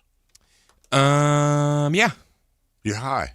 I'm high. You're they high, won 4 in a row. No one's ever done that before. I understand. Okay, so the 4 in a row part is a thing. I'm talking about no. But that's almost a different thing. That's like a different accomplishment. You're talking about winning the Premier League and then winning 4 in a row, which I know are symbiotic. But you cannot tell me that winning the Premier League now has the same feeling as it did when Aguero won it. Because where are those tattoos? Well, I don't get tattoos anymore. Well, that's what I'm saying, though. It's a different thing. Your first is always a different thing, or your first in a long time is always a different thing. If the Kings won 4 of the next 10 NBA Finals, as a lifelong diehard Kings fan, and there's no team I will ever root for more than that, the 4th title is not going to... Oh, here's one. Giants fan. They won 3 titles in 6-7 years. The 3rd title did not feel the same as the first. So do you think that since the River Cats haven't won a championship in such a long time, that if they won a championship and the Giants won the World Series, that River Cats fans would be going crazier than Giants fans? But you're comparing 1 and 1. And are you also doing that? Is that the comparison to Man City as the Giants? Right, but what you're doing is you're conflating the fact that, well, if Huddersfield Town is playing at the River Cats level the way we look at minor league baseball. I would say they play more at the Modesto Nuts level. And I would say you can eat one. Yeah. But it is not the same because for them, that is their major league. Like Huddersfield Town, that's all they have. And a lot of these cities are the same. It's all they have. It is their Sacramento Kings. And I'm here to tell you right now, if the Kings won 4 of the next 10 titles, the 3rd title, the 4th title, it's going to be awesome. There's going to be a parade. We're all going to be over the moon. It's going to be amazing. I know, 4 in a row. I like didn't say 4 in a row. I said 4 of the next 10. Okay. I'm not feeling the same with the 4th as I was the 1st. Mm-hmm. Yeah, but you also want to get rid of our best players to get championships after they win a championship. You said if Steph Curry did the same thing he's doing with the Warriors, that you would look to trade him because you want more championships. Well, I do want more championships. Instead of finishing his career here. What does that have to? What? You don't. I don't. But you always want more. Of course, you're not I want satisfied more, with one. But again, true or false? The first championship the Kings win will be more insane than the 4th. Stop it! You got to be. What if they came back from this insane Doesn't matter. What if they're like Sure. the first 8 spot? If they're the first team to win a play-in to get into the playoffs and then win a championship, Wouldn't feel the same as the first. Really? No freaking way, dude. No way. Nothing would feel. I want to find out. I would love to find out. Anyways, Jason, your thoughts? I was going to say on the whole, this was back to the soccer and the relegation part. I was thinking more of the ownership angle. I know we always say the one in the U.S. ownership-wise would vouch for that. They wouldn't want to be put in a spot where they could have their team potentially relegated. But do you think it would change the level of owner? I mean, right now ownership is a profit-making entity. Yes. So if Tom Dundon, the new Blazer guy, comes in doing what he's doing, it's like, yeah, you can do what you're doing, but you also might run the risk of getting your team relegated. I mean, you have a different brand of owner. Do what he's doing because they wouldn't move. So Chris is 100% right, but that's half the conversation. But the question is, would the ownership level, the ownership people, let me tell you community change? Let me tell you what would happen if Tom Dundon bought the equivalent of the Portland Trail Blazers in England. Okay, and maybe other countries, but this one I know. I'm not saying this with any humor or dramatic. It's like a coin flip. He would have already been physically assaulted somewhere. I'm not even joking. But he would have to have security. He would have to have security because the way ownership works over there is they truly believe you're a caretaker. You don't own the club. You're the caretaker of the club. It is our club. Right. We own the club. Dundon comes in and starts doing some of this stuff and combines that with not being successful. Fans are rioting outside the stadium. They are what they will say voting with their feet. They're not buying season cards. They're protesting everywhere. They're finding out where he lives, and even if he's behind a gate, they're outside his gate with signs, and the media is descending. Tom Dundon wouldn't last 2-3 years as owner of the Blazers if this was in England. And I love that, by the way. I love the empowerment. The clubs over there are beholden to these fan groups. They have, by law, by the league law, they have to meet with them a certain amount. I think it's 4 times a year. They have to lay out their books are open to the public, so they can not only see how much the players are getting paid, they can see how much the executives are being paid, how much profit or loss there was. Their salary cap is determined by how profitable or non-profitable the team is itself. They can only spend a certain percentage of team profits or income, I should say, on players and different things. And if you've hit that limit, the only way you can spend more money is sell a player. That if we were able to bring that model here, again, there's going to be guys. I mean, I already see it in the chat right now. You know, Campeo, Dwayne, and they're never going to like soccer. And by the way, I respect that. You don't have to. I respect that, but I do think there would be a lot more people. I don't believe that soccer is this magical sport that the rest of the world is insane over, that we're just immune to. I just don't think we do it right. I just don't think we do it right. I think we did it right. I think soccer, at best, probably the ceiling for soccer would be the 3rd most popular sport in the country. That'd be pretty good, though. I think that'd be the ceiling. We'll take a break. When we come back, hey, who would you rather be? The Niners or the Raiders? We'll get into real football, right, guys? American football next. Follow Sactown Sports 1140 on Instagram and X at Sactown 1140 to see the best moments from all your favorite shows and up-to-the-minute live reactions and updates on the Kings, 49ers, and more. That's at Sactown 1140 on Instagram and X. Your local sports leader, Sactown Sports 1140. Sacramento weather is brought to you by Bonnie. I'm Tara Berg in the KCRA 3 Weather Center. Welcome to your Friday. Stepping outside, you feel a touch of that Delta breeze. Nice, cool beginning to the day. We'll enjoy plenty of sunshine into the afternoon and temperatures up a little bit from yesterday. Expect highs in the low to mid-90s. Get the latest forecast on the KCRA 3 News and the KCRA 3 app. Oh, the Sacramento heat. Right now, get your AC professionally tuned up for as low as just $59 and enjoy your summer nice and cool. Plumbing, electrical, heating, and air, Bonnie.com. Summer restrictions apply. License 696-355. Here's the deal. The government is over $38 trillion in debt, which means the IRS isn't slowing down. And the tax code is complex and unforgiving. So it's not surprising if you're one of the millions of Americans that owe back taxes to the IRS. Unfortunately, they're the world's most powerful collection agency, with the ability to garnish your wages, seize your bank accounts, and even take your home or business. But don't be stressed or worried any longer. We're Optima Tax Relief, America's most trusted tax resolution firm. We have resolved over $3 billion in tax debt for our clients. Our award-winning professionals deal with the IRS every single day, protecting our clients and preparing them for the best possible resolution. For tax help you need, for tax help you can trust, give Optima a call today. Call 800-343-6460. 800-343-6460. 800-343-6460. Optima Tax Relief. Some restrictions apply. For complete details, please visit OptimaTaxRelief.com.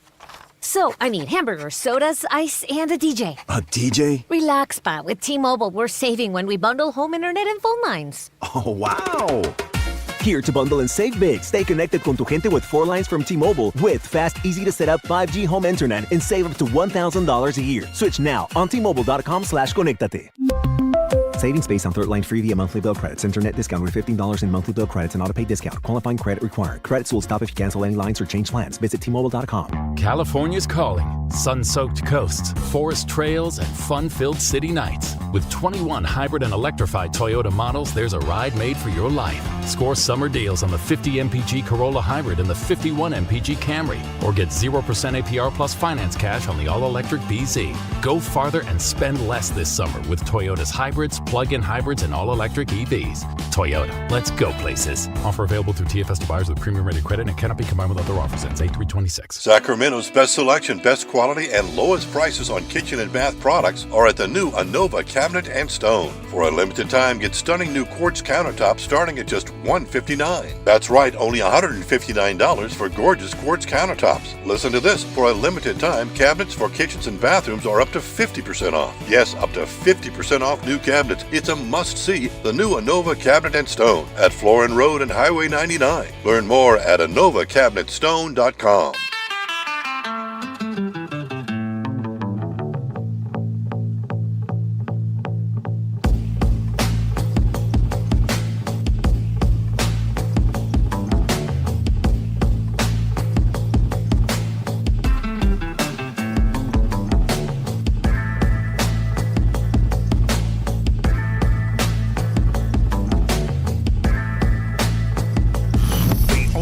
In the morning to get your sports fix. Live and local. The Carmichael Dave Show with Jason Ross. Welcome back, y'all. We were talking about and by the way, you also see something very weirdly, very much in the ones that squawk the most about soccer working or not working over here. Generally are the over 40, over 50 crowd. I've found that the older, and I think it's just because you've lived enough of a life to where it's just not. That's boring. It sucks. It's never going to work here. Blanket statement done. Almost always that's going to be somebody over 40, over 50. Whereas the younger demo tends to be far more open to it. Mm-hmm. So could soccer start working here in a week, a year? No. If they did it right 20, 30 years from now, could it be established like the NBA? Yeah, sure. But the weird thing is the hate. It's just like if highlight started was on ESPN and be like, oh, highlight sucks. No one in America plays highlight. Right, and I never understood that. Like, first, there's a difference between if it's not somebody's cup of tea, fair play, man. I totally get that. Like, not everybody can like I don't like baseball right now. Everybody can like or not, but it's the like over the top, like, dude, it sucks. What is it? It's terrible. It's horrible. It's never going to work here. What? Like, did soccer touch your wife or something? Like, what's going on? Set the screen. You want to know how it is. You were asking about Tom Dundon over in England. Yeah. Here's a little example of what the typical English soccer fan is like. This is a 9-year-old girl. Talk about ice cream. Girls, what's just happened? So, there's an ice cream van there selling just 2 ice creams with 2 chewing gums in it. Yeah. For bloody £9 for 2 of them. £9 for 2? Yeah, £9. That is going to get nowhere. One that comes on my street is either £1 a pee or £2. Like, he's going to get nowhere with that. No, he ain't, is it? No, he ain't. That's well bad, isn't it? He should know. And he only does bloody card. Stood there with my cash. Bloody hell. That's well bad, isn't it? Bloody well bad. Yeah. Yeah, bet he can hear me. Bet he can hear me. That is not, anyone who's ever dealt with those folk, that is not out of the ordinary. They do not there's not a lot of getting off the wallet over there. They'll take you to task, dude. I like that. I like it too. All right. Look, Niners, Raiders. Thinking about this. This is one of those macro, micro things. Because I was really thinking, which team would I rather be? Now, this year, I'd rather be the Niners. Absolutely. Niners are going to be better. Yeah. But if we're in dreamland, and let's see, I guess the way I would frame this question is congratulations, you're a billionaire, and Roger Goodell has given you a choice to bring one of these teams to Sacramento. You get a chance to purchase them, and they're both the same price. And with the purchase comes everything. And I guess this doesn't work because I was going to say including ownership. But I'm talking about from top down. Ownership, management, coaching, players. I don't think it's close. It's not. Right now, yes, it's not. It's not. But man, I think I can start. I can see a light for the Raiders. I can too. I mean, it's not all doom and gloom, but I go back to the first statement you made. So where you're putting your trust in ownership, general manager, coach. So it's not close. Historically, there's no doubt about it. It would be historically, it actually was close. But now we're getting years removed from that. Right. Whereas it's weird because when Jed York and Denise and John York all kind of stepped in, they were terrible. Yeah. They were terrible. And then Jed York has figured it out, and he's kind of been a pretty exemplary owner. Mark Davis taking over for Al Davis was a joke for years, but I think ever since they moved to Vegas and him being, I had a lot of, even though I hated it for Raider fans, from a pure business standpoint, I have a lot of respect for Mark Davis being able to pull it. He pulled it off. He doubled, almost tripled the value of the franchise, up and beyond what franchises are gaining. He has his arena, his stadium is the highest grossing stadium in the world, I think 2 years running now, Allegiant Stadium. He's pulled it off. And then on top of that now for the Raiders, I love the John Spytek, Tom Brady duo. I've said that for well over a year now. I like the cut of their jib, if you will. And then when you look at the Niners and Raiders just depth-wise, talent-wise, from a coaching standpoint, well, I don't know. We'll see. But Kyle Shanahan's one of the best coaches in the league right now. We'll see what happens with the Raiders. Edge John Lynch right now. Edge Kyle Shanahan right now. Edge Jed York right now. And the Niners are going to be, again, injuries aside, a significantly better team than the Raiders. But if you ask me who's going to be better in 3, 4, 5 years, I think a betting man would. The Raiders are younger. They've got the number 1 pick in the draft, Fernando Mendoza. Now, a lot of things got to happen. I love Genti as their running back. They've got young guys on both defense and that offensive line that are good. And I feel like the Niners are a great team right now, but they're also on the edge of aging out. Yeah. And they've got a lot of things that they've got to do over the next 3 years. I don't know if they can do the Allen Styles hybrid rebuild. Trent Williams aging out. Kittle aging out. A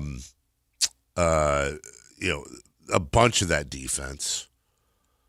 Trent Williams, like I said, I don't want to skip over that. Christian McCaffrey aging out. Whereas the Raiders, their young guys still have a lot to prove. But man, that seems like a younger, hungrier team that could overtake the Niners sooner rather than later. Yeah, I'm getting to a spot the way I'm seeing sports trend that, and more so, I'm using this example in basketball, but I think it's taking place in football too. Whereas the basketball analogy would be an OKC, a Utah, a Memphis that has all these picks coming in the future. That all looks fantastic. Yeah.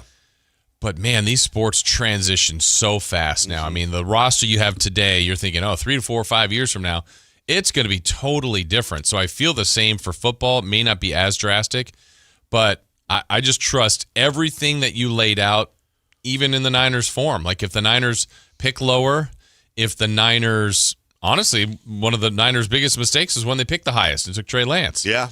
And I think the Raiders years ago, this is going back, but when they had the number 1 pick and took Russell, it didn't work. I hope Mendoza does. I have nothing against him. I want it to work out great.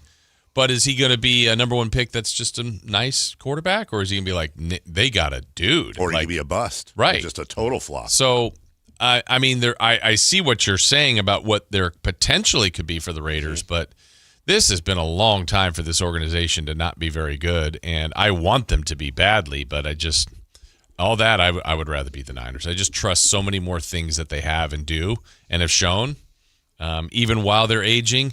It's just Fred Warner at some point will turn into the next stud defensive player. And, oh, man, they don't have Kittle anymore. But now they have actually the best wide receiver in the league, not a tight end and, or whatever. And I would say this, the Raiders – for me, like last year, whether it's the Spurs, I think the Jazz are going to be the team next year. I think the Raiders and the Giants are going to be. They were 7-17. New York Giants? Yeah, New York Giants. Sorry, they were 7-27 last year. I think they will have. I think those two teams will have the best percentage turn. I don't think either of them is going to make the playoffs. But I think if I had to pick one team in the NFC and one team in the AFC that will percentage-wise have the biggest increase in wins, those would be my two teams. I really believe that. And again, injuries are always on the table, but I like the direction they're both going. And now you've got John Harbaugh in New York. I don't know what's going to go on with Mendoza, but I can tell you this much. This is such a far better situation than, what was it, Aiden O'Connell and Mustache. Starts with a G. Gardner Minshew. But I remember feeling this way last year. Like Pete Carroll, that'll be solid. Yeah. Geno Smith. Yeah. Genti, you're right. You're right. Brock Bowers. Yeah. Max Crosby. Yeah. And then they were just as bad, if not worse. Well, I think part of the problem, too, and they addressed that a little bit this offseason, was they just did nothing with that offensive line last year. And you and I are both very much in agreement through the years that you address your lines. Yeah. Your skill players are magically going to do better. I don't think – I'm with you, though. Get more meatheads. I didn't see Pete Carroll failing like that. I didn't see Geno Smith failing like that. I don't know if he was going to be Seahawks Geno Smith, but sure as hell didn't see him being that big of a bust. Can we just get here? Just get here, football. Almost. We'll take a break when we come back. Speaking of, We talked a lot over the last couple of days about Summer League and expectations and good year, bad year for the Sacramento Kings. I got a question. What is a successful year for the Kings? And I'm not talking about when we make the playoffs. Not, like, realistically, what do you need to see out of the Kings next year that will give you success points that will go to an overall success? We'll talk about that next. Sactown, baby! How does Darius Acuff's Summer League performance stack up against other NBA guards? Read the entire breakdown from Frankie Cardoselli at SactownSports.com. Your exclusive home for Kings basketball. Sactown Sports 1140. Have you seen The Odyssey at the Esquire IMAX Theater? Director Christopher Nolan shot every frame entirely on 1570 IMAX film, and Sacramento's Esquire IMAX Theater is one of only 40 theaters in the world showing The Odyssey in brand new IMAX film technology, as Nolan intended his epic film to be seen in IMAX format. No one could stand between me and home, not even the gods. See The Odyssey for the first time or again, and lock in your seats for the best movie experience only at the Esquire IMAX Theater. Hi, I'm Justin Gingery. One of the most common questions I receive is, what makes us different from other law firms? At Gingery, Hammer & Associates, we handle your case from beginning to the end. Whether your case reaches a settlement, whether it must go into litigation, or whether it has to go all the way to trial, we will be with you along the entire way. And because we are committed to your case, we are as invested as you are in making sure you get the outcome you deserve. When you get an injury, just call Gingery. This is the story of the one. As a maintenance engineer at a beverage manufacturing plant, he starts his day knowing every line is ready to run, because Grainger delivers the industrial-grade products he needs to keep mixers, conveyors, and packaging equipment moving. With Grainger's vast selection of bearings, belts, and motors, he keeps operations running smoothly, so nothing grinds to a halt. Call 1-800-GRAINGER, click Grainger.com, or just stop by. Grainger, for the ones who get it done. Liberty Mutual customizes your car and home insurance. And now we're customizing this ad for your morning commute to wake you up, which could help your driving. Science says that stimulating the brain increases alertness. So here's a pop quiz. How many months have 28 days? What gets wetter as it dries? What has keys but can't open locks? If you don't want to hear the answers, turn off this Liberty Mutual ad now. 12 months, a towel, piano. Enjoy being fully alert. Liberty, liberty, liberty, liberty. Cheap, cheap. That's the sound of savings happening right now at Elk Grove Honda. You remember, right? Elk Grove Hondas are still cheap, cheap. And right now you'll find a good deal more on new Honda gas and hybrid Accords, Civics, CRVs, and more fuel-efficient Elk Grove Hondas. Every sale is done right here, under the flag in the Elk Grove Auto Mall. Come see why generations of families return again and again to Elk Grove Honda in the Elk Grove Auto Mall, because Elk Grove Hondas are cheap, cheap. Whether it's date night, family night, or buddy night, Hagen Oaks has a bay for you. Reserve one of 3 Top Tracer bays from 6 to 11 p.m. through HagenOaks.com, and only those 3 bays are reservable. The rest of the driving range is still open for walk-ups. Play golf on world-famous courses while the kids try interactive games. Head to the Hangout for great food, cold drinks, and live sports on the TVs. Add monthly live music and putting tournaments, and you've got more than a driving range, you've got a night out. Hagen Oaks Golf Complex. Swing by and swing away. Hey, this is Jelly Roll. As many of you know, my song Winning Streak is about my own personal struggles with addiction. I first sought help for my addiction at 14 years old. Start your recovery journey. Choose a proven addiction treatment option that's right for you at ChooseChangeCA.org. The real you is worth recovering. Choose Change California provides access to proven treatment options for addiction to opioids and stimulants. ChooseChangeCA.org. This is your chance to recover your life. Capital Casino is conveniently located in downtown, 411 16th Street, and has been a part of the greater Sacramento area for over 20 years. They offer the best variety of games in the region in a safe and friendly environment, and there's plenty of parking, all well lit and monitored by security. Come have a great meal at the cafe and restaurant inside. Capital Casino has the best food, the best service, and the best action. But please always remember to gamble responsibly. 1-800-GAMBLER. This summer, there are 250 reasons to join T-Mobile. Girls trip? booked, and switching to T-Mobile helped make it happen. With Experience Beyond, switch and get $100 back. Plus, $650 in value in built-in plan benefits. That's $750 in your first year, guaranteed. And honestly, that $100 back, I'm putting it towards the zip line. Now that's how you do summer. Exactly. Best switch I ever made. This is just one reason to join T-Mobile this summer.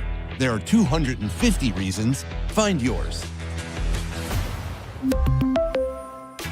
Savings based on the value of benefits included with Experience Beyond, like entertainment and 1 year of AAA Classic and Dash Pass on us. Benefits may require activation. See plan for details. Get $100 via virtual prepaid MasterCard with eligible port and no cash access and expires in 6 months. Issued by Sunrise Banks, N.A. member FDIC. Allow 8 weeks.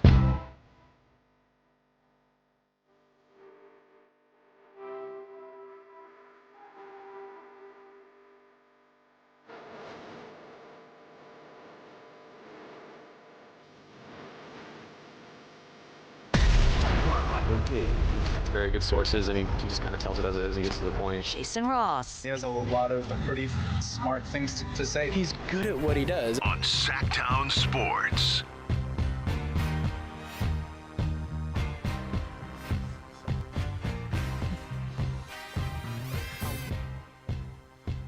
So I was talking to somebody yesterday about Zach LaVine. And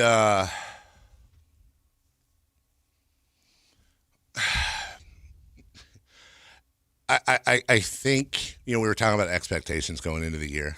Like, I think there's a lot of Kings fans that are setting themselves up to be really, really upset this year. And why? You feel like there's expectations? Expectations, but differently. Like, okay. There's a legit amount of people that think that the thing the Kings either should do, will do, or both. It's like, hey, we got to pay Zach. We can't trade him. But long term, we got to think about the betterment of the team.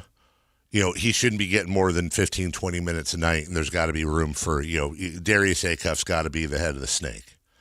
And Jason, obviously, as always, feel free to disagree with me on this. I find that impossible to believe. If Zach LaVine is and I think a lot of Kings fans have a problem with this statement. By the way, I'm not endorsing it. I'm just saying what I believe will happen. If Zach LaVine is healthy, he will be the clear number one option on this team. He will score the most points on this team, and he will play 30 to 35 minutes a night on this team.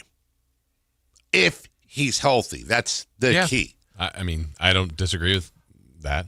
And he's going to average somewhere in the low to mid-20s. He's going to give you 4 to 5 boards, 4 to 5 assists. He's going to be efficient. He's going to be somewhere around 45, 40, 80, give or take a few percentage points here and there. That's just his career averages. You're talking about a guy on a contract season who has an ego like all these players do. He's no different. We all have the way we feel about Zach LaVine, but I think if we're real with ourselves, be mad at management, be mad at Monty McNair, be mad at Vivek, be mad at whoever traded for him. I can't get mad at the guy for signing a contract, paying him $50 million a year, a contract any of us would sign. Yeah. And I don't think Zach wanted to be hurt last year, and I expect he's going to play 82. Highly doubt it. But again, if you get a 70-something game a year out of Zach LaVine, he's going to be a borderline, probably not, but borderline all-star level player who's going to be efficient and who's going to be the clear number one, and Acuff will probably be the number 2. Yeah, I believe in a perfect world. Don't you think the Kings would have liked him to opt out? Yes. Okay, so check, he didn't. He didn't. Now it's transitioned from what was really a bad contract for the Kings. Yes. It's not great, but it's not in the same status as it was, because now Correct. you do have him in that final year. Now I think if you go, what's the worst case scenario for the Kings? He plays all year. And you don't trade him at the deadline, just didn't find a taker. And if that's the worst thing, yes, you get the stuff you talked about. Even let's a little less efficient. Scoring's down 2 points. I mean, he's not going to go down to like 14. Sure. He's got gifts. I mean, he's a 20-point scorer in this league. Then he would be at worst the second best player on this team behind Sabonis, but probably the best on paper. And then expiring. And that's, cutting it down for him. So the question is, if he does even better, like, what does that look like? What does that do for the wins? What does that do for the team? I don't know the answer to that because I think Zach LaVine, whether it's his fault or the teams he's been a part of, like, he hasn't been like the factor that made a team better. That's right. Again, that winning player thing. And that's really tough to crystallize because some teams win and that player gets credit. Well, he's always been a winner. Well, is just the setup better, or is there a thing to that? Like, and that's the thing the Kings will have to try to figure out. I mean, look, they're coming in with, what did Bobby Gerald say yesterday? Like 20.5 is like over under. So there's not a lot of expectations for the team. Zach hasn't really been on winning teams, and that's the same here. But yeah, I think it's transitioned from that contract that wasn't as favorable to the team to one. I wouldn't say it's favorable, but they're in the best spot of it now where they get him in expiring. They have potential to still trade him. And if not, you get the best out of him for one final year. It's a real interesting point you bring up about Zach LaVine and winning teams because he's been on 3 teams. He's been on Minnesota, Chicago, and Sacramento. These are when they weren't good. All when they weren't good. Now, were they not good because of Zach LaVine, or were they not good despite Zach LaVine? Yeah. Because I can look at Zach LaVine's numbers and I can go, well, okay, pretty much since he got to Chicago, the guy's averaged about 25 points a game. And then you go, well, yeah, but, at what cost? Well, okay, his splits are generally around, let me look for an average here, 47, that's 40, good. And 85. It's really good. So he's putting in 25 points a game on 45, 40, 85 splits, which is incredibly efficient. I mean, here's an example to counter that, not to counter him. Sure. De'Aaron Fox is a really good player here. He won more games last year than any year here. And, the way it finished for him, he has to wear that for that. That's a really bad ending for De'Aaron Fox, but he won a ton more. Yes. Is he more of a winning player? Like, he was really good here. Yeah, so they didn't win that much. It's a great point. Is De'Aaron Fox now all of a sudden a winning player, even though he was a losing? Yeah, he didn't do the things that the Spurs needed him to do, like they got him for. The leadership, the big clutch moment, he didn't do it. And now I see him regularly on lists of top 10, top 5 worst contracts in the league. How quickly it can change. Yeah, but he's winning a ton. But he's winning a ton, and I expect they'll win a ton again next year. A couple wins from a championship. It'll be very interesting with De'Aaron Fox next year. It really is. This is the knock. How those two have switched, and I mean, people aren't praising the LaVine contract, but it was definitely one-sided before. The knock on Fox has always been kind of behind the scenes, and it's kind of a knock with an asterisk, but it's like he's not like a basketball lifer. Like, this is my life. It's been I'm going to work. You never have to question his work ethic. You never have to question whether or not he's going to be in shape. But like, he doesn't live for when he goes home, he does his thing. He's kind of his own guy. Is fragile ego, fragile body. Weak mind, weak spirit. So is De'Aaron Fox going to be the guy that hears all this disrespect and just goes Rocky, Drago style, and comes out next year and just goes crazy? Or is he just like, like after the foul on the 4-point play on Jaden Ivey, are we going to see I don't pay attention to any of that. It's whatever. I'm getting paid. I'm winning. Is what it is. I don't listen to any of that stuff. So he does. Exactly. So the Zach LaVine thing is quite interesting. And as we get closer, obviously, we're going to have a lot more in-depth stuff on this. But I think when it comes to LaVine, and then lastly, I know we got a break here. I wouldn't, if Scott Perry can figure out a way to trade this guy, good luck. Because people say, well, what if he plays really well and you trade him? But who has $49 million to absorb?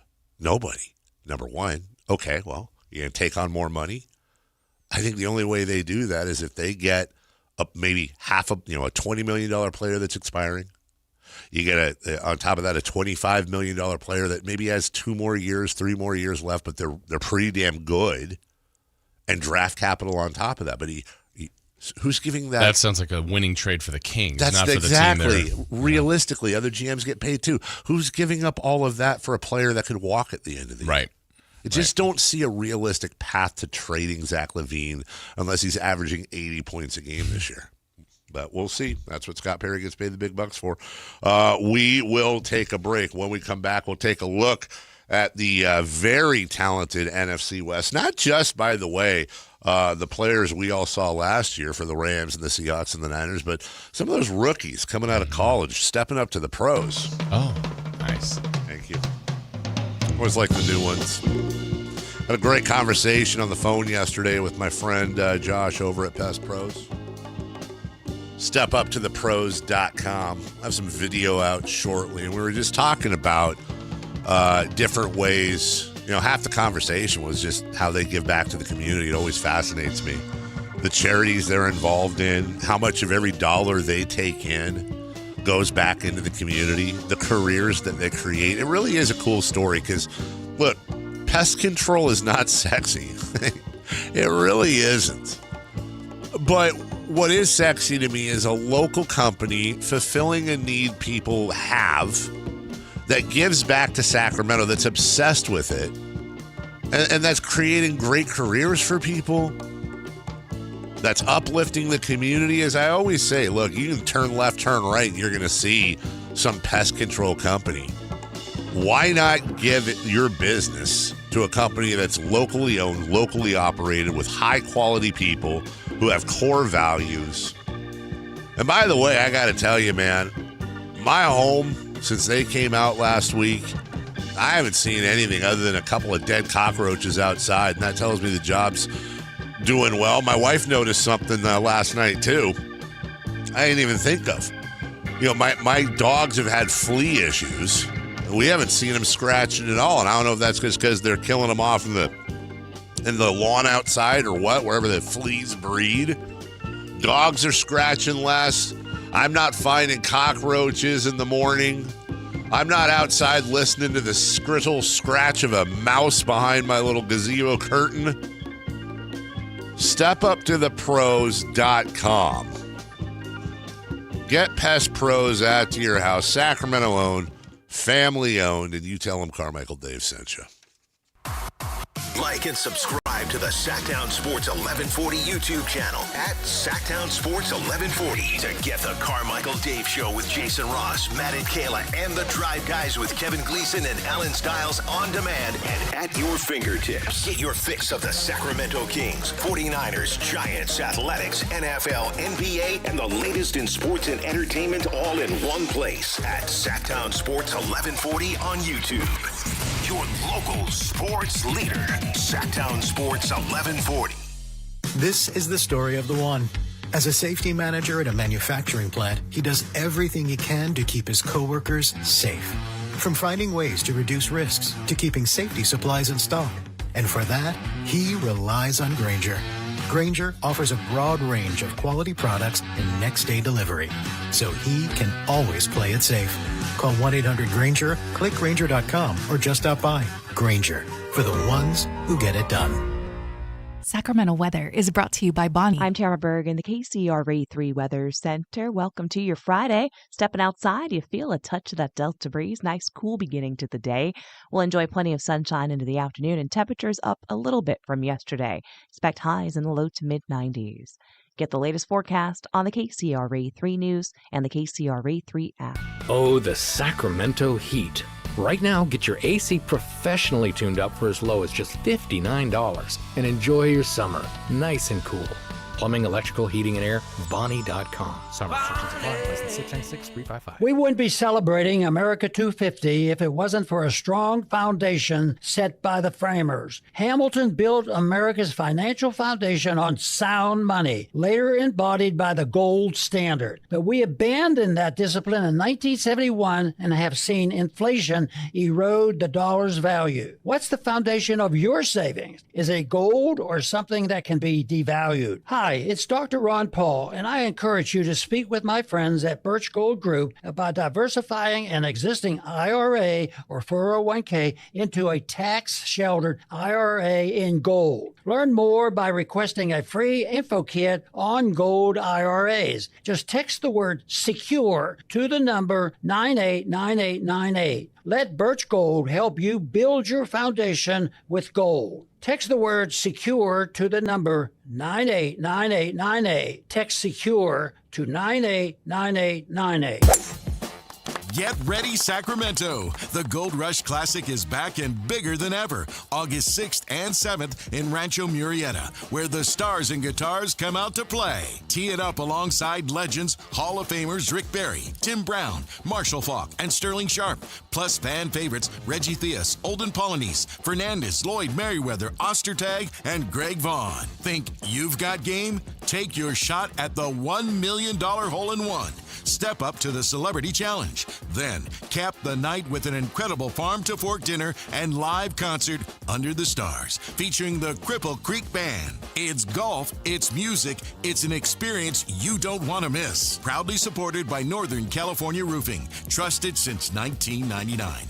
And Pace Supply. Streamline your supply, maximize your success. Sponsorships are available now. Visit goldrushclassic.org. That's goldrushclassic.org. We'll see you there. KHTK HD1 Sacramento, KYMX HD3 Sacramento. Sactown Sports 1140, your local sports leader.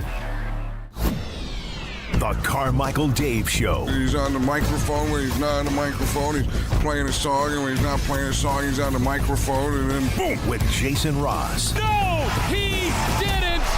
Yes, he did. Call or text at 916-339-1140. It's the Carmichael Dave Show with Jason Ross on Sactown Sports.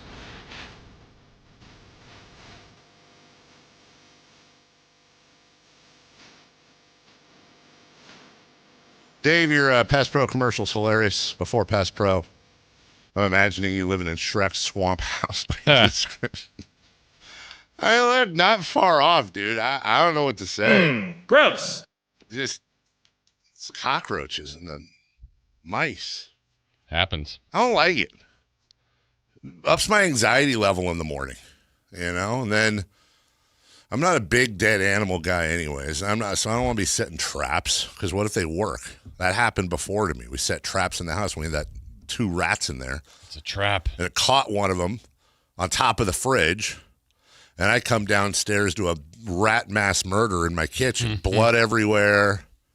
Rat flopping around. Man, that rat flopped. That wasn't a great morning. Rat is dirty. The rat is absolutely dirty. NFC West, as we dabble in football here a little bit. What the hell's going on with Brandon Ayuk?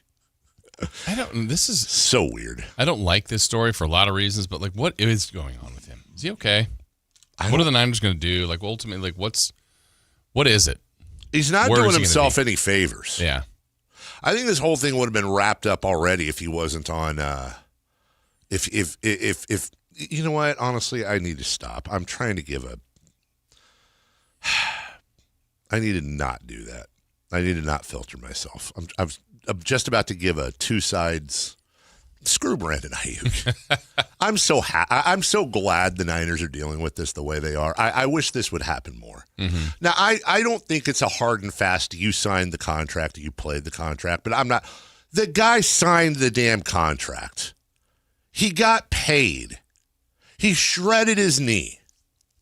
They paid him while his knee was shredded, as, by the way, they damn well should have. Now, I'm the guy that thinks every penny of every NFL contract should be guaranteed. I think it's a joke that it's not with the amount of injuries that are in the sport. I think it's a direct reflection of how crap the players' union is. The amount of money the NFL is making hand over fist. The average career for a football player is somewhere around 2.5 years, I think, last time I checked. These guys are walking around at 50, 60 years old looking like Quasimodo for a reason, not to mention CTE and everything else involved. And you can't guarantee the damn contract. So I generally side with players. I have historically. But in this case, dude, you shredded your knee. You signed the huge deal 5 minutes before that. And now you're going on social media, absolutely killing the team, saying God knows what. You're burning every bridge. You'd probably be in Washington right now. You probably would be if you'd have just shut your mouth. Now, This is not a shut up and dribble, shut up and play football. Look, everybody has a right to communicate. And Brandon, if you want to communicate, that's fine, but you're hurting yourself. Yeah. You look like you're nuts. You look like you're completely devoid from reality. And I'm not even talking about the speeding around the Coliseum or the stadium and all the weird stuff that's happened, all that. I'm talking about, bro, you signed the deal. You're playing for perennially one of the better teams in the NFL. Not a championship team, but a top echelon, top 10 team in the NFL. It's not like you're stuck in Arizona languishing for the Cardinals. You're not 24 years old anymore. I honestly think that was a massive overpay for Brandon Ayuk. He's a good, really good receiver. I think he got on the top end of what he should have gotten for that. And he shreds his knee, and he rewards them by goofing off the rehab, doing whatever, not showing up. They can't get him on the phone. This every flaky Jake. And by the way, I'm old enough to remember when he's arguing with Kyle Shanahan because Kyle points out in practice that he's wearing the wrong stinking shorts. You remember that? Yeah, absolutely. And he's making a big stink about that. It's like, bro, you're not. I understand that wide receivers are divas. That is a tried and true thing in the NFL. But every once in a while, I don't have an issue as long as the organization is acting with honesty and respect. Bro, you signed the contract, so guess what? We're going to have to pay you something. We've already paid you. It's already lost. You're already a lost leader. You sit there and rot, dude. Just sit there and rot, because guess what? The franchise is going to be around a hell of a lot longer than your career, and you're wasting prime career minutes here. Oh, big time. And I think the one point, it felt like for the organization it was a distraction. Now it's been long enough. It's like I'm sure his teammates, ex-teammates now, or at some point are like feel like ex-teammates. It's just like they've moved on. Like it's not but it's just, why is it still out there? What is it for him? What is he trying to do? I just don't get it. I mean, you hear like Kittle, yeah. Let me. I saw something from Kittle a couple weeks ago. We might have played it. Let me. Who the hell is he on with this? That's Sims. Yeah, Chris Sims. Speaking of some maybe bad apples or something like that, Brandon Ayuk, right? What do you want to know? Well, are you guys like a little shocked about this turn he's taken there? I mean, you've known him. He was a teammate. Is the locker room, the guys, a little bit like, hey, what the hell's going on with Brandon Ayuk right now with some of these Instagram posts he's doing? Well, a majority of this has come like during the summer break. So I literally got back to the building yesterday, and I have not seen anybody or heard anybody talk about it. Okay, all right. I would say in general, I feel like I know basically everything that's happened and what's gone on, and I can't share all of that because it's not my business to share or tell. Yeah. But I just will let you know that I feel like the Niners have done a very good job throughout the entire process and have tried. Kyle has tried. John has tried. Yes. Teammates have tried. And this is where we are. Yeah. And so I think the organization itself, I think the organization itself has done a really good job. And like I said, like I know plenty of things, and I don't ever want to single out a player. I don't ever want to point a finger at anybody, but I've been here for 10 years and I've been treated with nothing but respect and love my entire career. I feel like I've done it the right way as long as I can. Contract negotiations are those are all always hard for everybody. Yeah. And you just try your best to not be sensitive about it. But I will say, Richard Sherman gave me like advice back in the day when I was going through my first contract negotiation. It was, contracts are like braces. They hurt and they suck the entire time. And then once you get your braces off and you get paid, you don't even remember having them. And it's a great time. Like that's kind of the mindset you have to have. And, if you get offended by something, you hold on to it. That's kind of on you, because everybody goes through contract negotiations and they're all difficult. Yeah. Well said. Well said. I mean, that's his perspective, but I feel like that's shared amongst other Niner players. Absolutely. Seems like shared. At least. He was on with the Barstool guys, and PFT, one of the hosts who was a huge Commanders fan, said this is about a month ago, once Ayuk gets to us, he'll finally be happy again, and every bad thing's going to go away, kind of joking. And Kittle said, quote, "Yeah, you're right. I wouldn't be happy either after a team paid me $130 million. You guys have fun with that." Yeah. And Kittle is a team leader, and, for sure, and one of the top 2-3 leaders on the team. He's speaking for the play. They don't want him back. The franchise doesn't want him back. I say screw Brandon Ayuk. Absolutely screw Phillips head, flathead. I don't care what screwdriver. Screw him.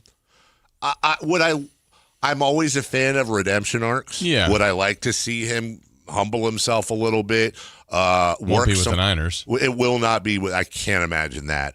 work something out behind the scenes, move on to another team, because I like seeing good players succeed, and I don't wish anything. I don't have anything personal against Brandon Ayuk. As a Niner fan, I can't stand him, but I don't. And you don't know what these guys are going through. And look, I don't want to get dramatic here, okay? But you have to, when it comes to, unfortunately, because of what we know now and because of history, when football players begin acting erratically off the field, everyone in the back of their head at least is thinking, is there something wrong in this guy's head? If not the front of their head. Exactly. And by the way, that's not that I would pity him for that. I would feel terrible about that. In the line of duty, if you will, in this, but I don't.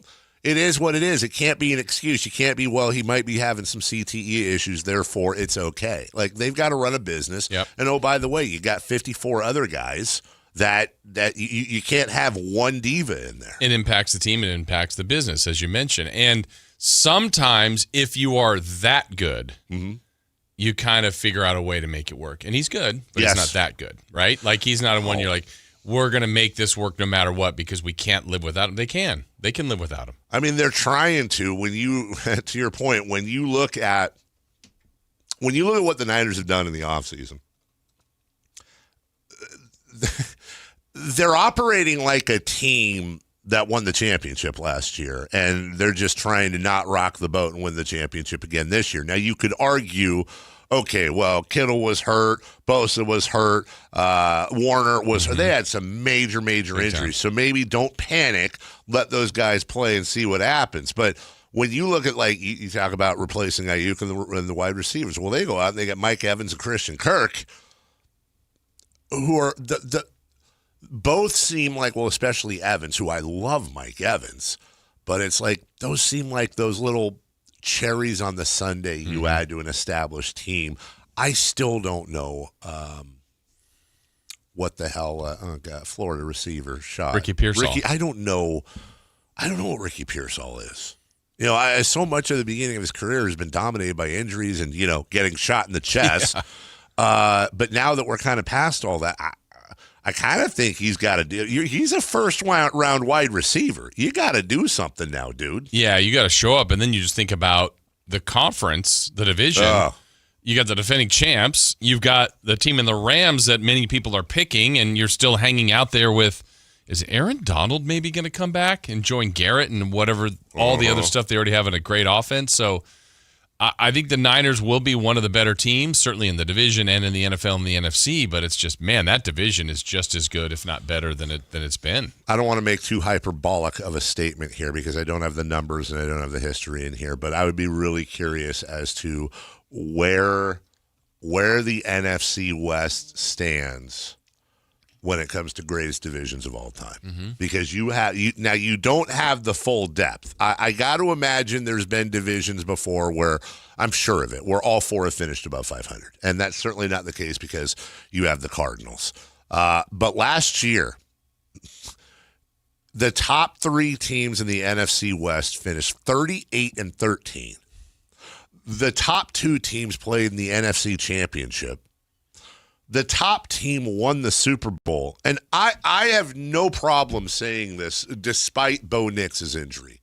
I will die on the hill that the best two teams in the NFL last year were the Seahawks and the Rams. That was the Super Bowl to me. The Rams to me were the second best team in the NFL. They gave Seattle far better competition than they got in that Super Bowl. The Patriots just weren't ready yet. And obviously, Bo Nix and the Broncos, I think, would have given them a better game, but I think the Seahawks still would have won. And I think the Rams got better on your statement, too. So, I mean, yes. It's already a good team. It's been a winning organization. They're kind of going for it again. They had the MVP in Stafford. Yeah, they're going to be they should be really good. So when the Niners are now look, here's the other side for the Niners if you want to kind of look at what they have or have not done in the offseason. We mentioned Kittle. We mentioned Fred Warner. We mentioned Nick Bosa, all with devastating injuries last year. Those are 3 all-pro caliber players. It's not like they lost John and Bill and Schmitty. They lost 3 of probably the 5 core players on their team. Oh, and by the way, they finished 2 games behind the Super Bowl champion Seahawks, playing in the slaughterhouse of a division. So I see the argument they say where it's like, we don't need to panic. We were 12-5 last year. And we were a game away from having home field advantage throughout the playoffs. Right. That last one, if they won that, right. We could be talking about something different. We absolutely could. So with them, it's like, okay, well, don't screw around necessarily. Now they're coming into this year. Purdy, McCaffrey, then your receiving core of Evans, Pearsall, Kirk, George Kittle being back. And then you still have Juszczyk and Trent Williams, who have got to be both pushing 60. They're just going to come back and do their thing. And then you go into the I think in the end, last year's issues with Bosa and Warner, the absolute leaders of that defense. Yeah. I think that's going to pay dividends like body blows in boxing last year for a lot of those young guys. Well, let's not forget, by the way, their first-round draft pick, Mikael Williams, he got hurt as well. They have Diamador Lenore. They have Malik Mustafa, who I absolutely love, Renardo Green, Upton Stout. They've got as my guy on the text line, Miserable Niner fan, was saying earlier, they do have the third, as much as we look at the guys aging out, they have the third youngest defense in the league. Now they have to. Now, was this a situation where some of these guys were their numbers falsely inflated because there was that? Like, were they Maxime Reynaud-ing it last year with so many injuries? No disrespect, but you're going to get more opportunities to do things. I'm worried that the Niners didn't make huge moves in the offseason. But I think, unfortunately for the Niners, previewing them, Jason, and this is going to get old between now and September when we're talking about it, I'm going to sound like a broken record. Who's the most important player for the 49ers this year? I think beyond a doubt, it's Jonathan Health. I was wondering who you're going to say. If you told, I think there is no doubt there's going to be injuries, of course, it's the NFL. But if you told me the 49ers and their main guys were going to be relatively healthy this year, if the 49ers could somehow have health right around the Kings did the Beam Team year, for example, I think they're right up there with any Super Bowl contender. Yeah, I mean, they still have, I don't know where people would rank him, but Trent Williams is still one of the best offensive linemen in the NFL. Yes. Christian McCaffrey is still one of the best running backs in the NFL. George Kittle, one of, if not the best tight end in the NFL. Yes. Do the same with Bosa and Warner. I mean, that's 5 people at different positions that, if healthy, even while they age, and even if you knock them down a little bit, say McCaffrey goes from a 1 or 2 running back to like the 7th best running, that's still really good. Yes. So you have elements of greatness on that team, but a lot of those guys were hurt last year, and they still found their way to get that many wins. And, I don't know where people will put Brock Purdy, but he's not at the bottom of the quarterback list. He's certainly not the elite level, but he's a good quarterback. Absolutely. So, most people, and I know there's some haters out there, but almost universally, like the football people say, Kyle Shanahan's the best play caller. Mm-hmm. So, I mean, they've got a lot of elements where you go, man, if, you could see why they'd be really good. But yeah, if you're right, Jonathan Health, like if Health gets them, I mean, they were really fortunate to win as many games as they did. And you also have to wonder, obviously Robert Saleh's the guy. But how's Raheem Morris going to do with this team? And I feel a lot better about Raheem Morris and some of the replacements they've had over the last couple of years heading up that defense. You mentioned Christian McCaffrey. It's funny because how much this time last year and leading up to the season, we were basically waiting at any moment for Christian McCaffrey's Achilles to explode. Yeah. That was the whole thing, was like, he's a ticking time bomb. Holy crap. And you know what? He had a phenomenal year. He did. But I don't think for the rest of Christian McCaffrey's career, I'm not going to have that feeling in the back of my head. I feel like it's almost like Joel Embiid fans. And it's different, but it's similar, just in the case that when you look at Christian McCaffrey and how great he is, he also just turned 30. And we have seen Magic it number. doesn't matter time and time and time again. It could be LaDainian Tomlinson. It could, you name the guy. Almost like in the 90 percentages, when guys turn 30, they fall off a freaking cliff. And by the way, those exceptions generally happen when a guy has had some form of limited mileage. Christian McCaffrey has had as much or more mileage than probably any back in the history of the NFL when you combine what he does receiving. And you're putting him up there with Marshall Faulk, with Roger Craig, with guys like that. This isn't a one-trick pony. This isn't a running back by committee situation. He has been they have saddled him up and ridden him his whole career, whether it's in Carolina or here. And now he's sitting there 30. I don't think those Achilles heels are magically. He's not Wolverine. They're not magically adamantium. We're still going to have those issues. Now you talk about Seattle. Yeah. We've been saying Rams more, but that's the defending champs. Okay, so once again, and I know this is incredibly boring here, and it's almost, I feel like it's a damn cop-out. I told you who I thought was the most, I was messing around with who's the most important player for the Niners. You know who I think without a doubt is the most important player for the Seahawks? Who's that? Jimothy Health. Oh. John's brother. Jimothy. The raccoon? Yeah. If I were to say to you, forget the depth chart, forget who they're playing, forget everything else. The winner of the NFC West is going to be the team that's the healthiest. Because I think if all three teams were 100% healthy, I'm just being honest, if all three teams were 100% healthy, I think I would go Seattle 1. Ooh. I'd go Rams. I was going to say I'd go Rams right behind him, and then I go Niners third. If you're saying Rams ahead of Seattle, I'm not going to argue. I'm not dying on that hill. I get it. Well, and then it's one of those things like at the end of the year when the Niners had a chance to play Seattle and didn't win that game. Mm-hmm. Rams had a chance to play Seattle when it mattered the most and didn't win that game. So maybe it comes down to matchups or that particular day. I don't think there's a big gap between them, but I think if they're all healthy, I would lean Rams. I think because you love LA. Either way, I go Niners third, even though it would be fairly close. Yeah. But honestly, I really do think at the end of the year, it's going to, when we look at whoever wins the NFC West, it's going to be, the edge is going to, those three teams are so damn close to each other, even though, again, I'd give an edge to one or two. I think it's just going to come down to, did all three guys, were their quarterbacks healthy? Okay, great. What about their defensive guys? What about their running backs? I look at guys like Charbonnet and Price and Wilson, whatever the hell the Seahawks have in the backfield, which is incredibly impressive to me. But then they have Jackson Smith-Njigba, who's one of the best receivers in the game. That Legion of Boom Part 2 is one of the youngest defenses. You talk about the Niners. That defense is young and hungry, and they've invested a ton of draft capital, and they've drafted very, very well. Whereas I think the Rams are the name brand of that division. Yeah. I think the Rams have the most recognizable studs on that team.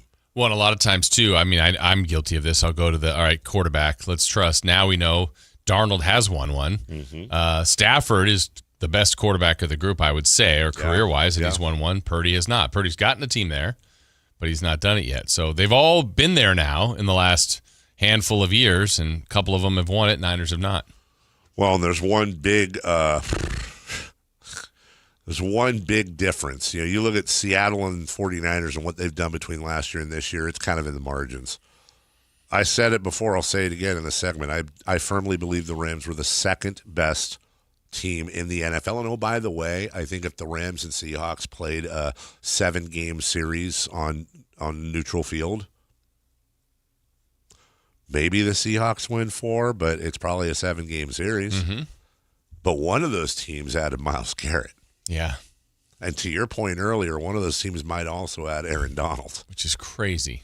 Aaron Donald comes. By the way, shouldn't we be close to, where did that go? Right. Wasn't that imminent? Or at least, he's thinking about the prospects of doing this. But well, as we go to break, I've got a great idea. And once again, feel free to, cut me a check, guys. How about we have Aaron Donald announce his comeback at the same press conference LeBron announces where he's going? Oh, okay. Raise money for a Boys and Girls Club again. Make it pay-per-view. The Decisions. The Decisions, Part 2. Electric Boogaloo. We'll take a break. Hour and a half left in the program. When we come back, we got new coaches in new places. Let's look at the college football edition of that. Will it make a difference? We'll talk about that next. Take Sactown Sports with you everywhere you go with the Sactown Sports app. The most in-depth coverage of the Kings and 49ers. A library of written and video content. And all your favorite personalities all in one place. Download the Sactown Sports app today and get in on the action. Your local sports leader, Sactown Sports 1140. Sacramento weather is brought to you by Elk Grove Honda. I'm Tamara Berg in the KCRA 3 Weather Center. Welcome to your Friday. Stepping outside, you feel a touch of that Delta breeze. Nice, cool beginning to the day. We'll enjoy plenty of sunshine into the afternoon and temperatures up a little bit from yesterday. Expect highs in the low to mid-90s.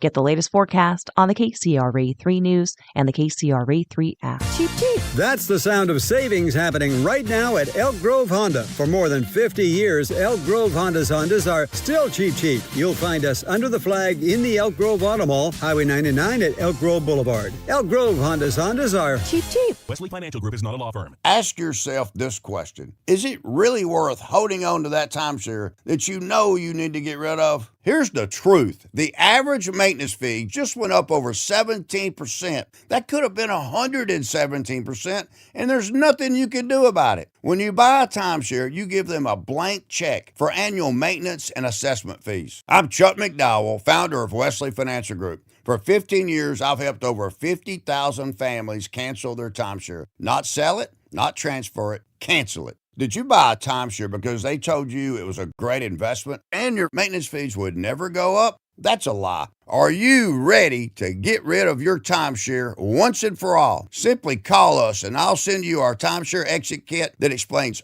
all your options for cancellation. Call Wesley now for your timeshare exit kit. 800-822-1490. That's 800-822-1490. 800-822-1490. Hello, I'm Frank Ockwell with Retirement Security Centers with a weekly economic update. As we move through 2026, investors should be aware of several important income tax changes. The federal income tax brackets and standard deductions have increased for inflation, helping many taxpayers keep more of their income. In addition, the tax rates established under the 2017 Tax Cuts and Jobs Act have largely been made permanent, providing greater certainty for long-term financial planning. For investors age 65 and older, a temporary additional deduction may also be available, potentially reducing taxable income even further. While these changes could create valuable tax-saving opportunities, they're also a reminder that proactive income tax planning, from managing capital gains to considering Roth conversions and charitable giving, could possibly play an important role in improving after-tax investment returns. Be sure to consult your tax professional to determine which strategies are appropriate for your situation. How might this affect you or your family? Please go to frankontheradio.com to schedule an appointment, watch videos, and receive market updates. I'm ready to help you start your journey so you can define your future. Securities and investment advisory services offered through Mosaic Wealth. Member FINRA SIPC. Mosaic Wealth is separately owned, and other entities and or marketing names, products, or services referenced here are independent of Mosaic Wealth. Bring the entire family out to Sutter Health Park for Sacramento River Cats baseball. From exciting action on the field to smiles in the stands, it's the perfect place to make family memories. Plan your next family night out at the ballpark. Get your tickets at rivercats.com.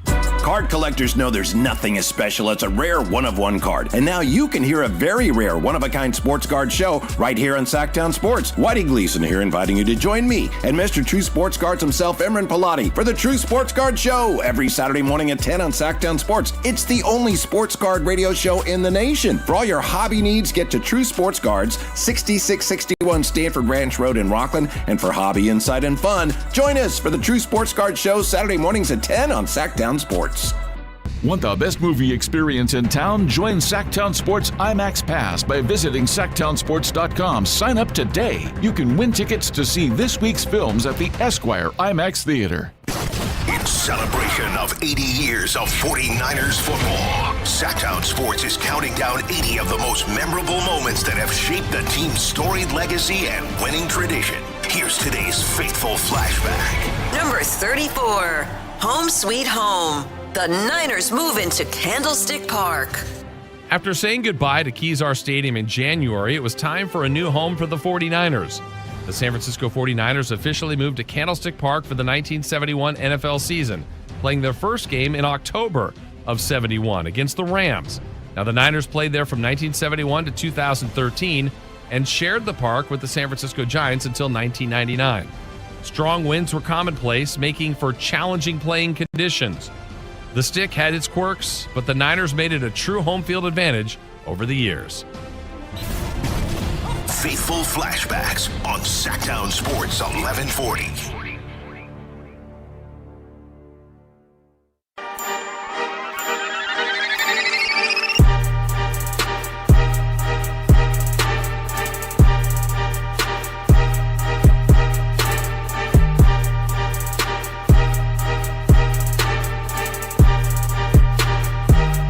When it breaks, we have it first.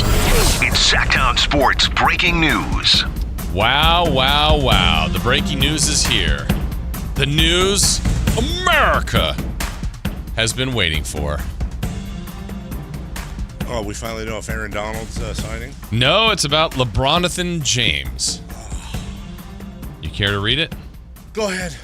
LeBron James, according to Shams Charania, is signing with the Philadelphia 76ers. A 2-year, $8 million deal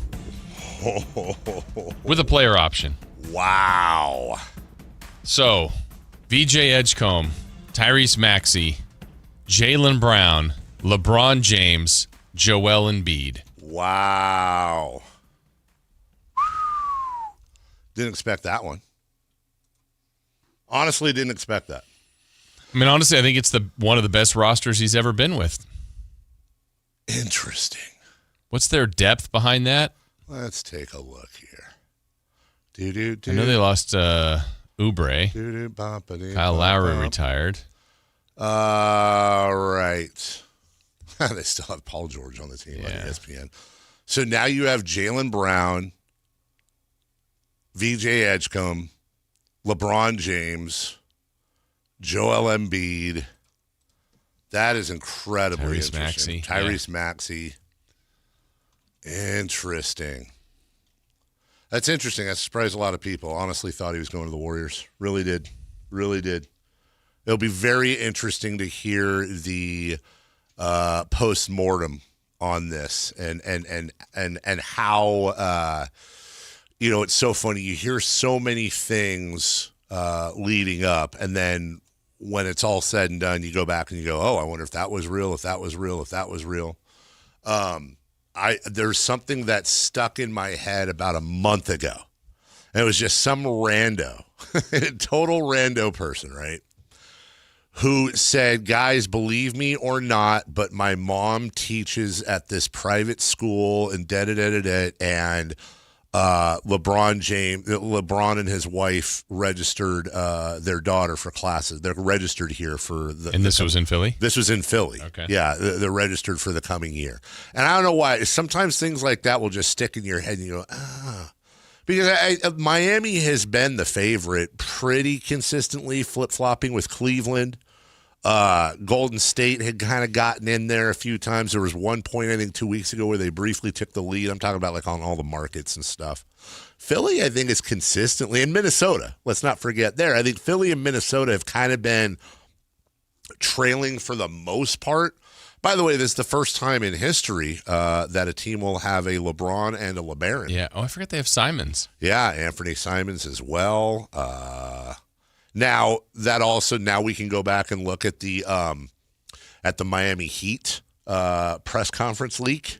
Well, it sounds like they were telling the truth, but what if it comes out? See, this is what I want. I wanted that he was going to sign with the Heat, and then that pissed him off, and they decided not to do it.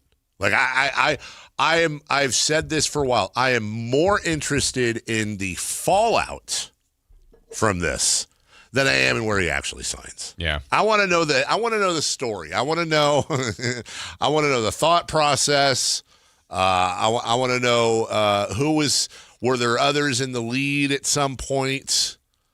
That's what I want to know. I wonder too. I felt all along LeBron, like the candidates seemed to be Golden State, Miami. Who else was up there? Philly, obviously. Yeah. They got him. Cleveland. I really thought that might be where he'd end. It's the final run at Cleveland. And I think Minnesota was an outsider. I felt like no matter what spot he went, he wasn't putting them over the top. He was going to help all of them, though. Yeah. And I think this is a really good one for Philly because of, I could almost picture like the worst case scenario of all what everybody I think is thinking about Philly is Joel Embiid. Mm-hmm. Could they have a world where, let's just say it doesn't go well with Embiid health-wise? Yeah. I think they could play LeBron at almost like a center. Absolutely.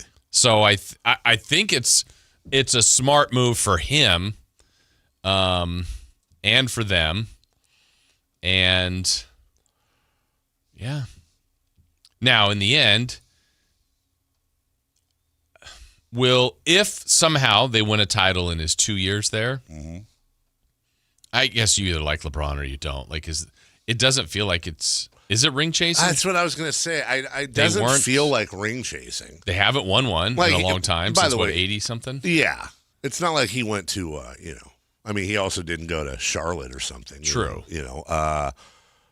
All 5 of his choices were serious contenders.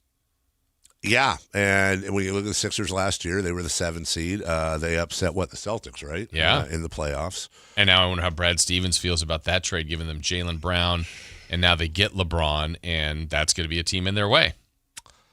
Interesting. I would not have handicapped the Sixers, but somebody did say something.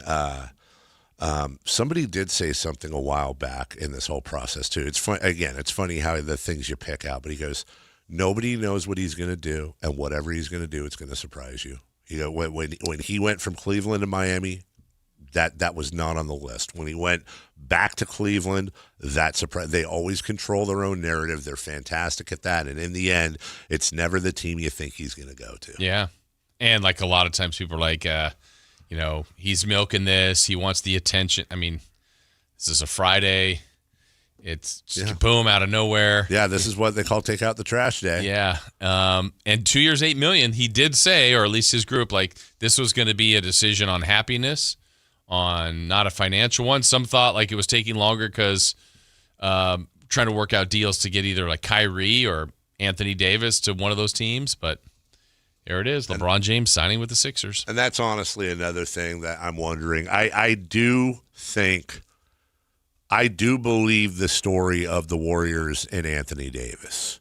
It just makes too much sense with Anthony Davis being a clutch guy, LeBron being a clutch guy, meaning Rich Paul's company. I got to think Anthony Davis would have loved to have gotten out of, he's not going to say it publicly, but would love to get out of Washington and go play for a contender. I will be very interested when whoever does the postmortem on this, and I'm sure we'll see a few. I'd be very curious to see if they were waiting. Part of the delay was to see if they could somehow leverage the Wizards into making a move for Anthony Davis. And then it also kind of makes you wonder, too, if that's the case, if, in fact, that's a thing, why wouldn't the Wizards trade Anthony Davis? Right. Especially in a position like that where they're going to get a premium on that dollar. Yeah. On the picture of it, too, I was just obviously in Vegas with Summer League, and I don't know what the Sixers odds were then, but if someone was trying to bet on them, hopefully they did it then because I know the numbers are going to shift. Oh, my goodness gracious. Yeah. Yeah, absolutely. Now, do you think they become, the Knicks are the champs. Miami added Giannis. Boston still should be good. Philly's going to be good. I think it's transitioned, honestly. I think the East, top to bottom, is better than the West. Now, the West still might have the 2 best teams. Sure. But it's a really good conference now. God, are the Knicks even the favorite? They may not be. I didn't even mention the Pistons, who had the best year, regular season. Cleveland's been really good, consistently good, and they're still good. Raptors added Kawhi. Atlanta's good. Well, now you got to think this is the domino. Harden will now re-sign with the Cavs. Yeah. Draymond Green will now re-sign. Maybe Miami gets DeRozan. Yeah. I would imagine those 3 things are 2 of those for sure. And I like what you're saying with the whole DeRozan thing. And then, hey, look, the Hawks got better. Yep. The Raptors 46-36 and added Kawhi. And they added Kawhi. Well, maybe pending, but yeah. The Raptors add Kawhi, and I've said this before. Utah is my pick to click in the West. The Hawks are my pick to click in the East. I love what they've done. They got to put Philly And Boston on Christmas. I think that's absolutely. Or is it Philly and New York? I mean, I'm not going to complain about either one, but I think Philly Boston's the one. Okay, but do you put Philly in Boston? So it's a Jaylen Brown return, so that's an added wrinkle, even though you're kind of doing it for LeBron and Embiid and oh, man. Yeah, no, I do. I put Philly in Boston. Yeah, on Christmas Day. You get to see, and hopefully that's going to be Jaylen Brown's first trip back. Yeah. That would be perfect. On Christmas Day, going back there, that would be phenomenal. And then I think I would have Spurs OKC. 100%. Or do you want to have them separated and have them both highlighted? I think Spurs OKC would be a blast. Knicks Miami? Yeah, I think you're absolutely right. Knicks Miami. Let me see here. Who else are we missing? I know we got a break. They'll probably, and they always put a West Coast team, because the last one, so either the Warriors, Lakers, Clippers, Denver. That's probably what it'd be. I don't know if you put the Timberwolves in there. Yeah, you could have Rockets. Like Minnesota at. Mm-hmm. Well, or just Kings Jazz. I'd do it. I'd in fact, I'd put that at everybody. Yeah. Just put the Kings Jazz on. The only Christmas game. The only Christmas game. Let the other ones play the other days. Wow. We'll take a break when we come back. Well, there you go. Breaking news there. 1-800-920-1140, your phone line. If you want to talk to us, obviously, we'll have conversations about that throughout the day as well, both with Matt and Kayla and then Whitey and Alan. When we come back, what's hot, what's not, we'll go streaking next. Sactownsports.com is your online home for sports in Sacramento. Dive deep into the Kings, 49ers, Raiders, Giants, Athletics, and more with your favorite local personalities and some of the most trusted sports voices in the community. Stream Sactown Sports 1140. Watch original video content and read in-depth analysis all in one location. Sactownsports.com. Your local sports leader. Sactown Sports 1140. You're still glowing, flirting, grooving. You've still got it. But your immune system weakens as you age, making it harder to fight illnesses like pneumococcal pneumonia and RSV. Vaccines are a key part of any health routine and can help protect you from getting really sick. Ask your doctor or pharmacist which vaccines you need. See more at PfizerForAll.com. Sponsored by Pfizer.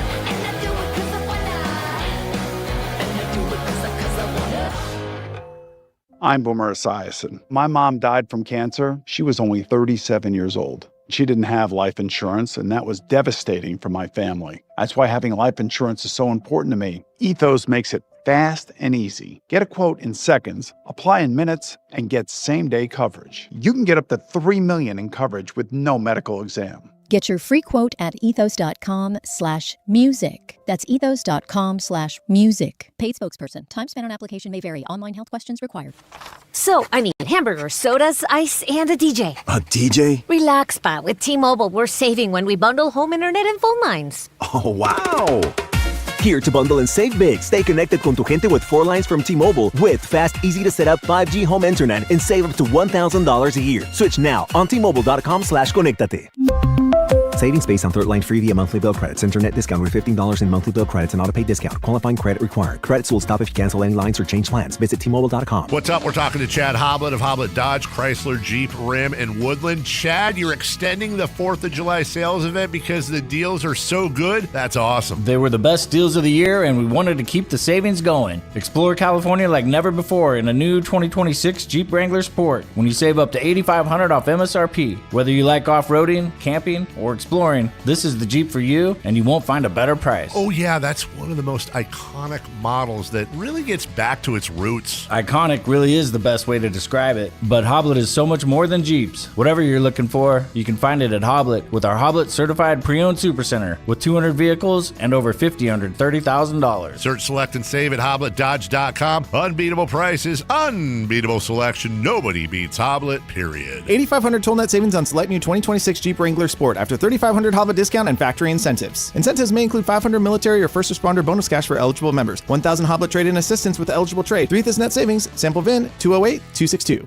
Get as loud as you can for Monster Jam! The one and only Monster Jam. packed with stunts, smiles, and jaw-dropping skills. See the world's best drivers tear up the dirt in your favorite Monster Jam trucks, like Gravedigger, El Toro Loco, Sparkle Smash, and more. Only at Monster Jam. Coming to Golden One Center August 15th and 16th. Brought to you by BKT Tires and Morgan & Morgan. Specially priced Saturday night tickets available. This is a special alert to all Americans who own a vehicle with less than 200,000 miles with an auto warranty about to expire or with no warranty coverage at all. Due to a decline in the economy, CarShield is announcing a low-cost month-to-month vehicle protection plan that is now available to the public to save any driver out-of-pocket expenses on future auto repairs. Call now to find out how you can pay almost nothing for covered auto repairs. Yes, you heard that correctly. Pay almost nothing for covered auto repairs. An open phone line has been established for all drivers to call for a free quick quote. Call 800-330-8323 now. Drivers who are covered will not have to pay for covered repairs again. This protection plan is at an all-time low. Additionally, drivers who activate this vehicle protection today will also receive free roadside assistance, free towing, and car rental options at no additional cost. Call us for your free quick quote today. 800-330-8323. That's 800-330-8323. What do you have to lose? Call 800-330-8323. Again, 800-330-8323. Country in the Park 2, presented by your California Army National Guard, October 23rd at Heart Health Park at Cal Expo with Bailey Zimmerman, Russell Dickerson. Plus more. Enjoy line dancing, live DJs, mechanical bull, and food trucks. Tickets start at just $70. Country in the Park 2, October 23rd at Heart Health Park at Cal Expo. Brought to you by Hyatt Vacation Club and Raising Cane's Chicken Fingers. More info at CITPFest.com. Hi, I'm Justin Gingery from the law firm of Gingery, Hammer, and Associates. When you have been injured by the fault of another, you will want advice you can trust. If you know an attorney you can trust, I hope you call that person. But if you don't, please call me. I promise I will be the attorney you can trust. Along with my partner and associates, I have been helping accident survivors recover for their injuries for over 25 years. And we can help you. There's no charge for calling, so please call us today. When you get an injury, just call Gingery. What's hot? Yeah, hot. Real hot. And what's not? It's not good. Brought to you by American Energy Heating and Air, Sacramento's complete heating and cooling company, and second opinion partner.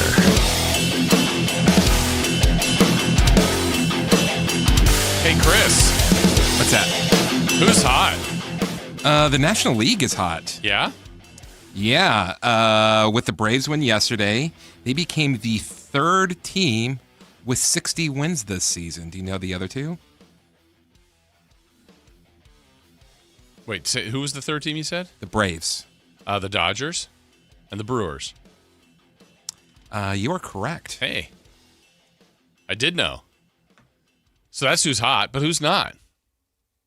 Who's not hot? The American... I don't like how this is working out. I'm going to take this out of there and just put that there. Sorry. Who is not hot? The American League. Talk about how the National League is hot. They've got 10. The National League has 10 teams that are over 500. The American League just 6. And in the American League West, there's only one team that's at 500. Okay. So they are not hot.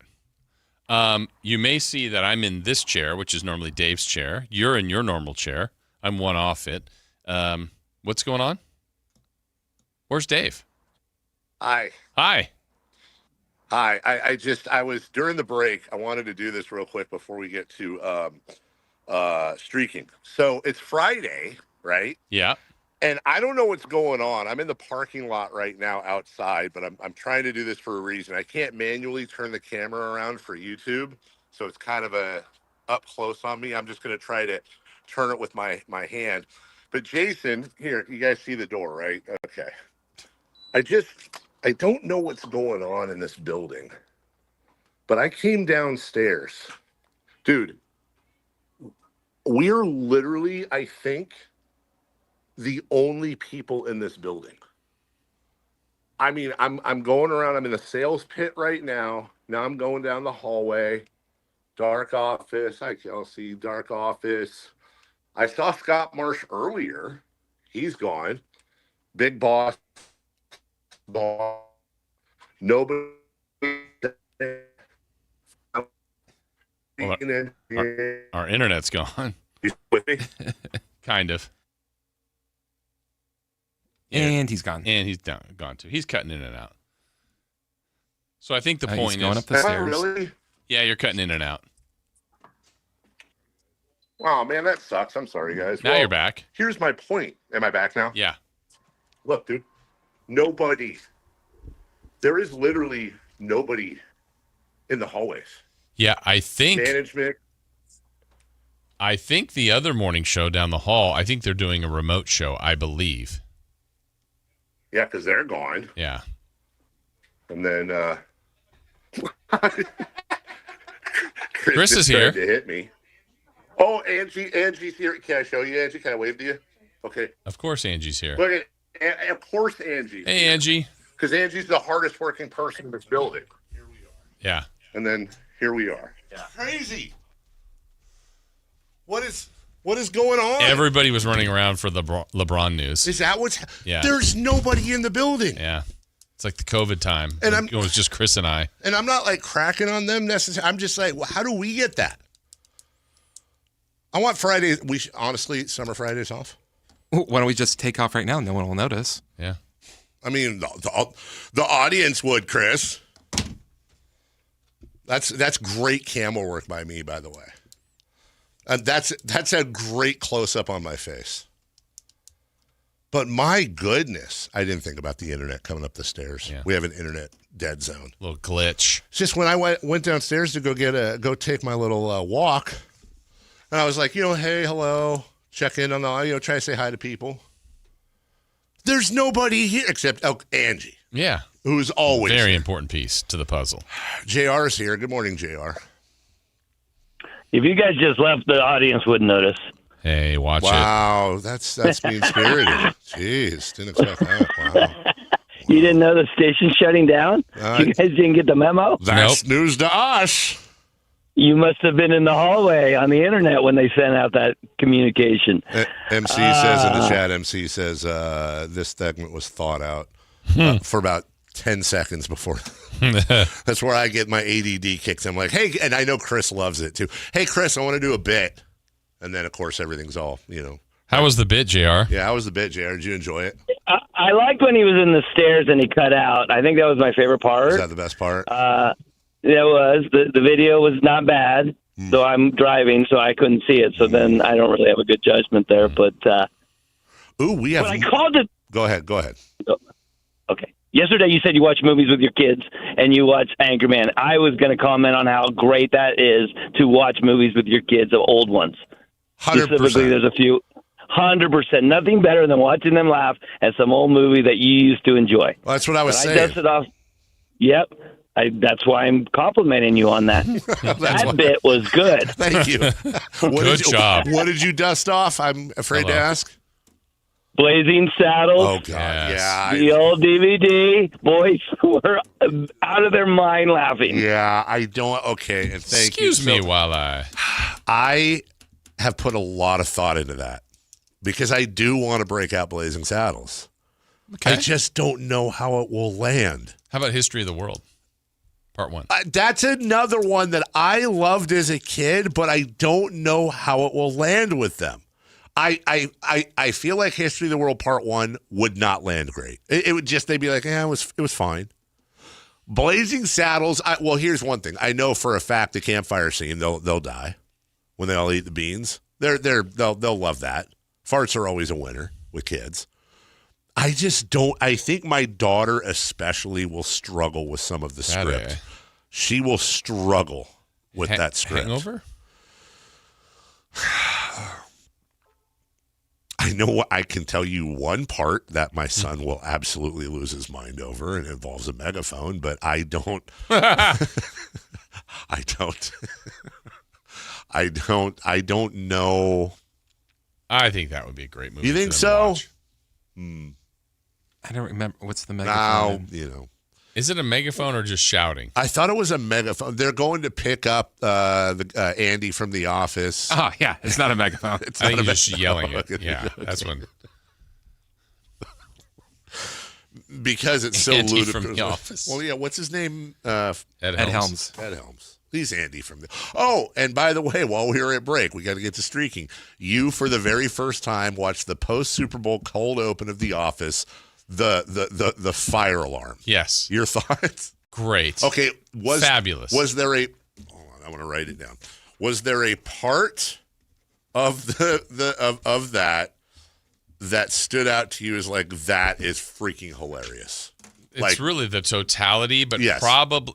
See, I just saw it for the first time in my mind. Okay. Kevin breaking the vending machine to get snacks. The cat. What about the cat? Which part?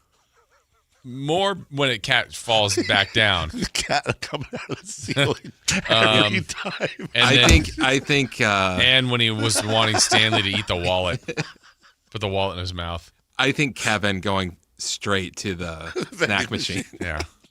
Or just everybody touching. It's warm. What does warm mean? Every door handle. Oh, I got it. I just had a thought. Is the cat falling out of the ceiling a cousin to Baxter getting booted, a cousin to Nordberg? Am I just a sucker for... No, because that was a real cat. But was it not falling out of the ceiling? Was it? How'd they get away with a real cat falling out of the ceiling? They didn't throw the cat. The throwing up the cat was fake? Was fake. But the cat coming out of the ceiling was real? They have 9 lives. All right, when we come back... We'll start the final hour. We'll go streaking. We will talk about LeBron. I don't want to roll over your segment here too, though. It's a pretty good segment because we've got a 10th year birthday to talk about, or anniversary, whatever we call it. Golden One Center. We'll get to all that next. Did NBA Summer League make you feel better or worse about the directions the Kings are trending this season? I actually feel worse. Really? I do.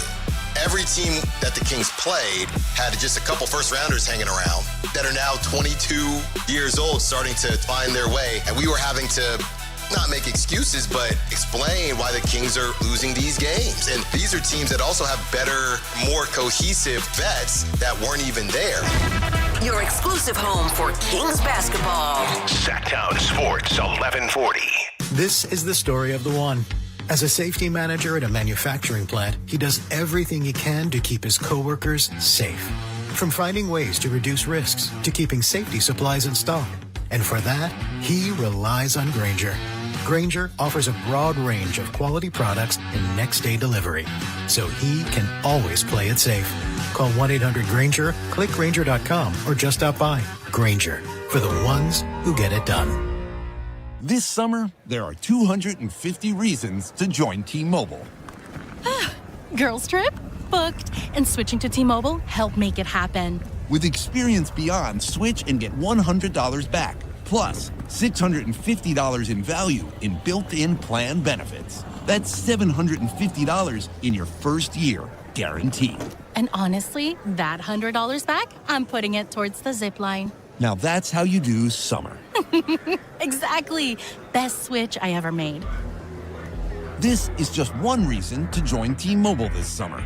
There are 250 reasons. Find yours. Savings based on the value of benefits included with Experience Beyond, like entertainment and 1 year of AAA Classic and Dash Pass on us. Benefits may require activation. See plan for details. Get $100 via virtual prepaid MasterCard with eligible ported, no cash access, and expires in 6 months. Issued by Sunrise Banks, N.A. member FDIC. Allow 8 weeks. Sacramento's best selection, best quality, and lowest prices on kitchen and bath products are at the new Anova Cabinet and Stone. For a limited time, get stunning new quartz countertops starting at just $159. That's right, only $159 for gorgeous quartz countertops. Listen to this. For a limited time, cabinets for kitchens and bathrooms are up to 50% off. Yes, up to 50% off new cabinets. It's a must-see. The new Anova Cabinet and Stone at Florin Road and Highway 99. Learn more at AnovaCabinetStone.com. With 25 award-winning years in Northern California, Ashton & Price is your local injury law firm. Pro attorney tip: if a firm presents as local but they're in LA, red flag. If your first consultation is not with a lawyer, big red flag. At Ashton & Price, your first consult is with a local attorney, and if serious injury prevents travel, a lawyer will come to you. Still not enough? George Washington's my uncle. At Ashton & Price, no red flags, just red, white, and blue. Remember, for the best advice, don't think twice. Call Ashton & Price. Chevy is the heartbeat of America, and there's a big upside to buying and driving a new Chevy Silverado half-ton truck. There's the lifetime warranty, not to mention the selection, from a 2-wheel drive to a 4-wheel drive, the LT, RST, High Country, you name it. There's an even bigger upside to buying a new Silverado at Folsom Chevy. General Manager Eric Wilson and his team are offering 0% financing for 5 years and no payments for 90 days during the entire month of July. On all new Silverado half-ton trucks in stock, an incredible deal. Folsom Chevy is truck country. You can find them off Highway 50 at the Folsom Auto Mall between the Hazel and Folsom exits. Find out more at folsomchevy.com. From the mountains to the levee, think Folsom Chevy. Together, let's drive. Must finance with GM on approved credit. $16.67 per 1,000 financed. Cannot be combined with other offers. Ends July 31st, 2026. KHD1 Sacramento, KYMX HD3 Sacramento. Sactown Sports, 1140, your local sports leader. The Carmichael Dave Show. He's on the microphone when he's not on the microphone. He's playing a song, and when he's not playing a song, he's on the microphone, and then boom! With Jason Ross. No, he didn't! Yes, he did! Call or text at 916-339-1140. It's the Carmichael Dave Show with Jason Ross on Sactown Sports.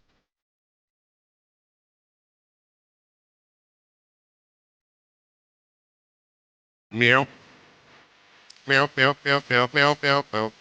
Welcome back. I'm hungry. Is that right? I am. Tell me why. I haven't eaten since last night. It's Friday. I haven't done reward meal in a while. Is today the day?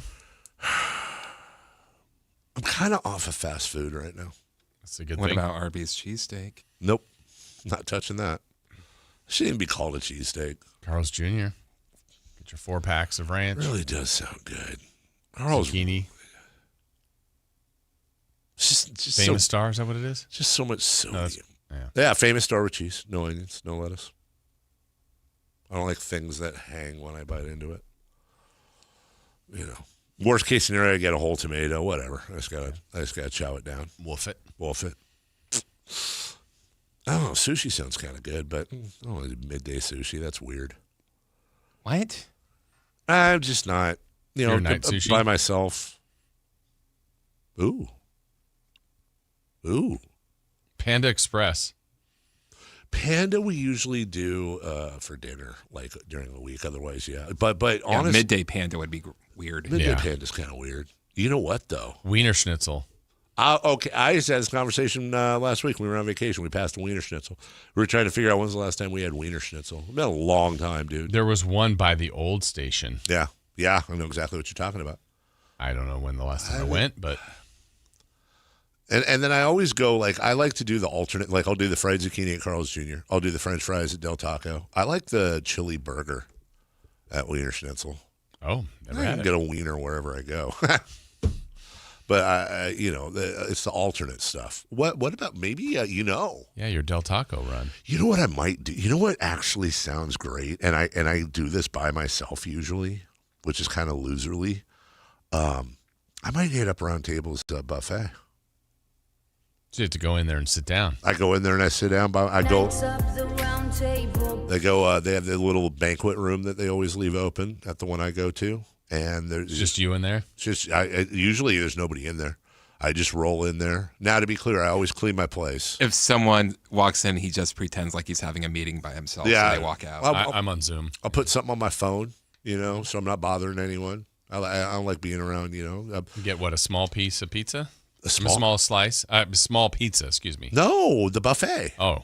No, the buffet. It's the best time. Salad? To go, yeah, I will, and I always make myself start out with a little bit of a salad. But my salad is more of some lettuce, and then I throw the garbanzo beans, beets, mushrooms, those little corn on the cobs. They usually have those. Some ranch.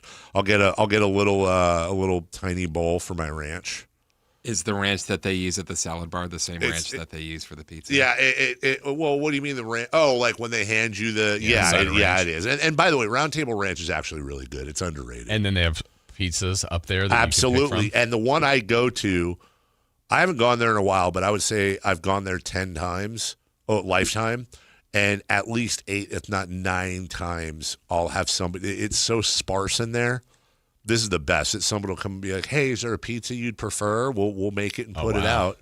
And they'll let you pick the pizza they put out. $20.99 How many toppings?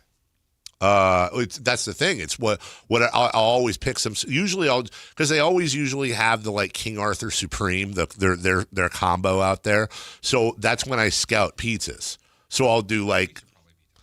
So I'll be doing like a garlic chicken or some crap that I haven't had before. $20.99, no, about $16 out the door with soda. Yeah, pretty good. Pretty good. Can you like take some home? I don't think you can, but I wouldn't anyways. I don't believe in taking home from a buffet. I don't believe in it. I think I bring Tupperware. I feel like it's cheating. You know what I'm saying? And I don't believe in feeding a friend of yours if you have the buffet and they don't. Like maybe a bite, but I don't believe in like here's a piece. I think it's cheating. Mayor of Rural City over here. No, I'm just saying I think it's cheating. It's like they changed the rules now where it's they don't like to say all you can eat. It's all you care to eat, because all you can eat sounds like a challenge. Like how much can you eat? Well, LeBron James is going to be eating it up this year with Jaylen Brown. And those Philadelphia 76ers, if you missed the news, LeBron has signed a 2-year, $8 million deal. You know what's hilarious is so much of the discourse today. I mean, the bulk is going to be where he goes and what could they do and this and that, whatever. How many times, just look for it, how many times today are you going to hear somebody say, and LeBron James only taking $8 million over 2 years? Yeah. Can you imagine what kind of day you would have, Jason, if you... Wait, is it 8 per or 8? Oh, I thought it was 8 over 2. It is 2 year, $8 million. Yeah. Yeah, but it's a player option, so... Oh, well, there's that. Imagine the type of day, everybody for a second, listener, coworker. Imagine the type of day you would have today, the type of evening you would have. If we left the radio station today having signed each of us a 2-year, $8 million contract that LeBron James is basically going to be homeless playing for in people's minds. According to Bobby Marks, the number is this year is 3.876, and then it's a little over 4 next year. He's basically playing for free, Jason. Paul George is making $50 million more than him this year. That's exactly right. Let me see this. How many people on the Kings are making more than him? Almost all of them. I would say, yeah, I was going to say almost all of them. Let's see. Obviously, Levine, Sabonis, Hunter, Murray, Monk. DeRozan, even on a potential buyout, could be. I mean, he's gone. Acuff. Achua. What did you say LeBron was making this year about? 3.8. So the only ones less than LeBron on the Kings are Clifford, Caravan, Plowden, Reynaud, Cardwell, Sharp, the two-way guys, Stevens, Flagler, and Mobo. You know who else made $3.8 million, Jason? Last year or coming up? Neither. Vitaly Potapenko made $3.8 million in 1999. The Kings? No, he was with the Celtics, and he was the 65th highest paid player in the league in 27 years ago. Wow. 27 years ago. By the way, do you want to, this actually surprised me just looking at this now that we're going down this rabbit hole. Do you want to take a guess in 1999-2000 who was the highest paid player in the league and how much they were making, how much they made that year alone? In 1999. I'm going to say it was Kevin Garnett. Kevin Garnett, number 2. Joe Johnson.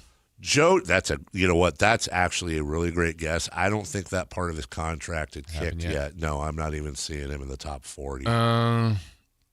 Tim Duncan? Timmy, was it too early for Tim to be making a bunch of money? Tim Duncan. Oh, Shaq. Shaquille O'Neal, number 1, $17.1 million. Kevin Garnett, number 2 at $16.8.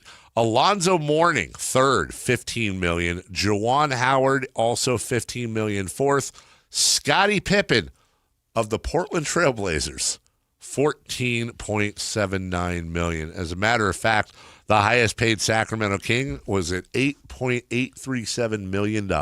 So wait, tell me the highest was Shaq in what Shaq, year? 1999-2000. So in that many years, let me see if I can do players here. This upcoming year, Steph is going to be at 62. So it's 3X? Yeah. Yeah. So in 20-something years from now. Over 3X. Will someone be making $180 million? It's like I can't imagine that. But, a year. But SGA is going to be at 70-something soon. I mean, we were sitting here, I'm sure, in 99 or somebody, whoever was doing sports radio going, $17 million. Yeah, what are we doing? I want to say, wasn't there a Sports Illustrated cover with Ricky Henderson on it, and the thing was the $3 million man? Right. Well, I think it's just the scale, right? Like I know we've talked to Doug or Henry or something like, I came in at the wrong time, even though they made a ton of money, equivalent. And meanwhile, Tungsten Tongue O'Doyle, who played in 1947, is like, shut up. Yeah. I worked at Sears. But will there be a time where the SGA group are like, man, I did not play at the right time? You're like, no. I hope not. I think we've passed. We have to have passed that. I refuse to believe that. What was, maybe the most notorious contract in NBA history. You remember? John Koncak? John Koncak. It probably wasn't even that bad. They called him John Contract because the contract he was given was so absolutely ridiculous. Do you even remember? Because I wouldn't have. I wouldn't have remembered the number. No, I remember it was being talked about. Everybody thought it was I have no idea. I mean, it's probably like $20 million or $15 million or something. In 1989, the Detroit Pistons, the then defending NBA champions, needed a big man after losing Rick Mahorn in the expansion draft. Their general manager, Jack McCloskey, offered Koncak a 1-year, $2.5 million deal. The Hawks had the right to match, but instead of just matching, they offered him a 6-year, $13.2 million contract. The worst contract in sports. He wasn't even making $3 million a year. This was in '89. What's that equivalent? Not the contract, but the player. Who's John Koncak today? Like, what were his numbers? You know what I mean? Like, yeah, if it's no. When you're saying Shaq, okay, yeah, Shaq was the best player in the league. Like, that's fine. So that was 1989. Oh, man, he averaged 3 points and 4 boards? In 1989, John Koncak averaged 3.7 points, 4.2 boards on 61 and splits of 61 and 53. 53 being his free throws. I don't even know who that is in the league. Dylan Cardwell? And I don't mean any disrespect to Dylan Cardwell. I'm just trying to think. I think Dylan actually has better numbers. I don't even know if that's that. It's like a honestly, deep bench player. It's the Narcissus Antetokounmpo. Right. That's who it is. Yeah. It's the 11th, 12th guy that plays every 10th game. And 26 years later, LeBron James is making more than Koncak. Or less. Less. No, because what was it? What did we say? 6 years, $13 million. Yeah, he's been because LeBron a little more. Yeah, a little more. I mean, what did LeBron make rookie year? This is going to be less than that, right? I think. Well, it's 2003. Did LeBron? Is this? I know it's like, when was the last time LeBron James made this little of money playing basketball? Let's see. His rookie year was what? 02? 03? 02-03 season? No, 03-04 season, I think. Was it 03-04? Let me see. Where are you, Cavs? There you are. LeBron. Yeah, I think you're actually right here. 03-04. Hold on. Let me scroll. Let's see what.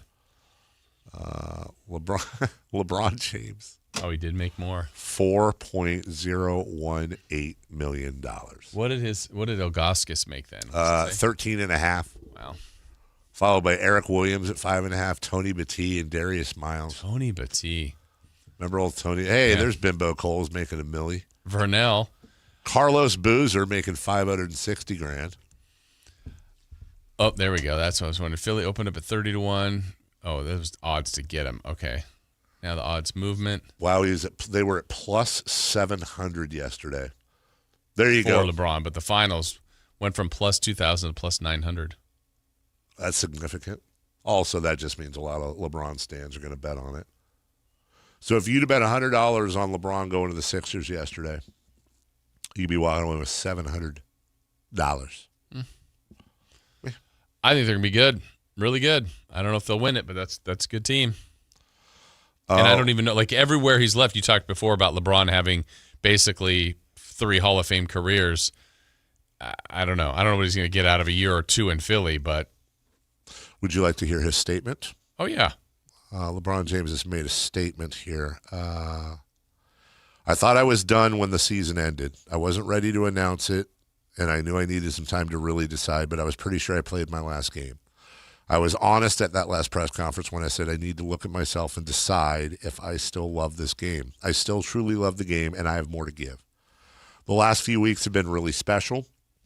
I have never been able to have no clue what to do and take real time to just think.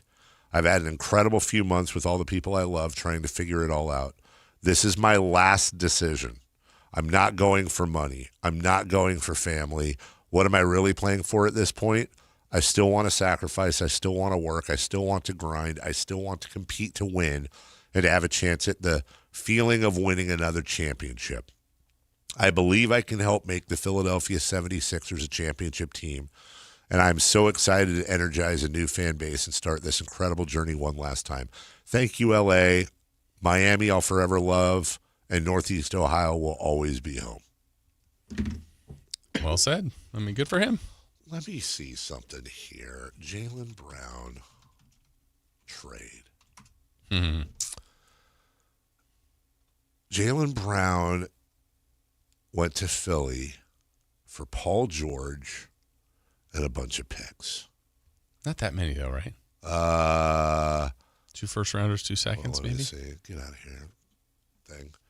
2028 first-round pick, 2031 first-round pick, unprotected, a 2028 second-round pick, and a 2030 second-round pick. So, yeah, 2 firsts. And, while LeBron's there, if those are the 2 years, like that 2028 would be the end of that, I would assume they'd be a good team. So it may not be that great of a pick. Jaylen Brown. I'm looking for. Okay, so Jaylen Brown's agency is. Was Paul George a Rich Paul guy? Just trying to. I always. Are you connecting some dots here? I'm trying, but I don't think there are any that I can see. CAA. Yeah, that's not it. I'm just wondering because remember when we heard the. Because now all of a sudden the 76ers have traded effectively. They've traded Paul George for Jaylen Brown and LeBron James as far as ins and outs. So it's like, what is Rich Paul? And I remember us saying, why would Brad Stevens do that? That doesn't seem like a great haul for Jaylen Brown. But I'm trying to think of is there a way that we could connect this to some sort of leveraging that happened? And I don't see how it is. And by the way, neither Paul George nor Jaylen Brown are represented by Rich Paul. Maybe it's just on. But then if he wants to grind and sacrifice and win a championship, was that his best choice? Was Philly the best choice? I'll ask you this: is there another team you can think of that LeBron James could have joined that is as close to being championship caliber without it seeming like he's title hopping? Yes. They're the one? But Minnesota. That was the other one. Yeah. You could argue the Warriors. I don't think people would frame it that way. The Warriors weren't very good last year. No, they weren't. But they've been a winning organization. They've been a championship organization. I think these are all the things he wrestled with. Look, and you look at the financials, it's obviously not for money. He's making money, but he's not going to make the kind of money that LeBron James has been making. Opportunity there. I mean, look at that 5, that roster, again, back to health. But if they have, if they get to the playoffs, I don't even care about regular season games. If they are in the playoffs and Embiid is healthy, Embiid, LeBron, Maxey, Edgecombe, and Jaylen Brown, Yeah. That's really good. Do you think when he said this is my last decision, isn't the implication there that he's retiring in Philly? Yes. Well, then here's the question I have. So does he give it a 2-year run at it? Well, we've seen it before. In fact, we saw it with the Eagles. These super teams, you don't win your first year. They never do. Yeah. They made the finals, but they didn't win it. Made the finals. They didn't win it. But I guess my question is this. If you just take that as are the Sixers with LeBron James better than the Cavs with LeBron James? I think so. You do? I do. Interesting. They're well put together. If it's Embiid and Mitchell, Mobley, I like that part. It just still feels a little bit lighter to me. Because you've got if LeBron went to the Cavs, their starting lineup would most likely be James Harden, Donovan Mitchell, LeBron James, Evan Mobley, Jared Allen. It's good. It's really good. I think they're better. Do you really? And I think and to be fair, even with Harden, I can't. You know how I feel about Harden, but I think if anybody could check James Harden, it'd be LeBron James. Yeah. But also, I have to admit, part of my thought process is, speaking of process, Joel Embiid's health. Like, I trust Mobley and Allen to be healthy more than I trust Embiid. I love Jaylen Brown. But I also think that Mobley and Allen are better defenders than Embiid.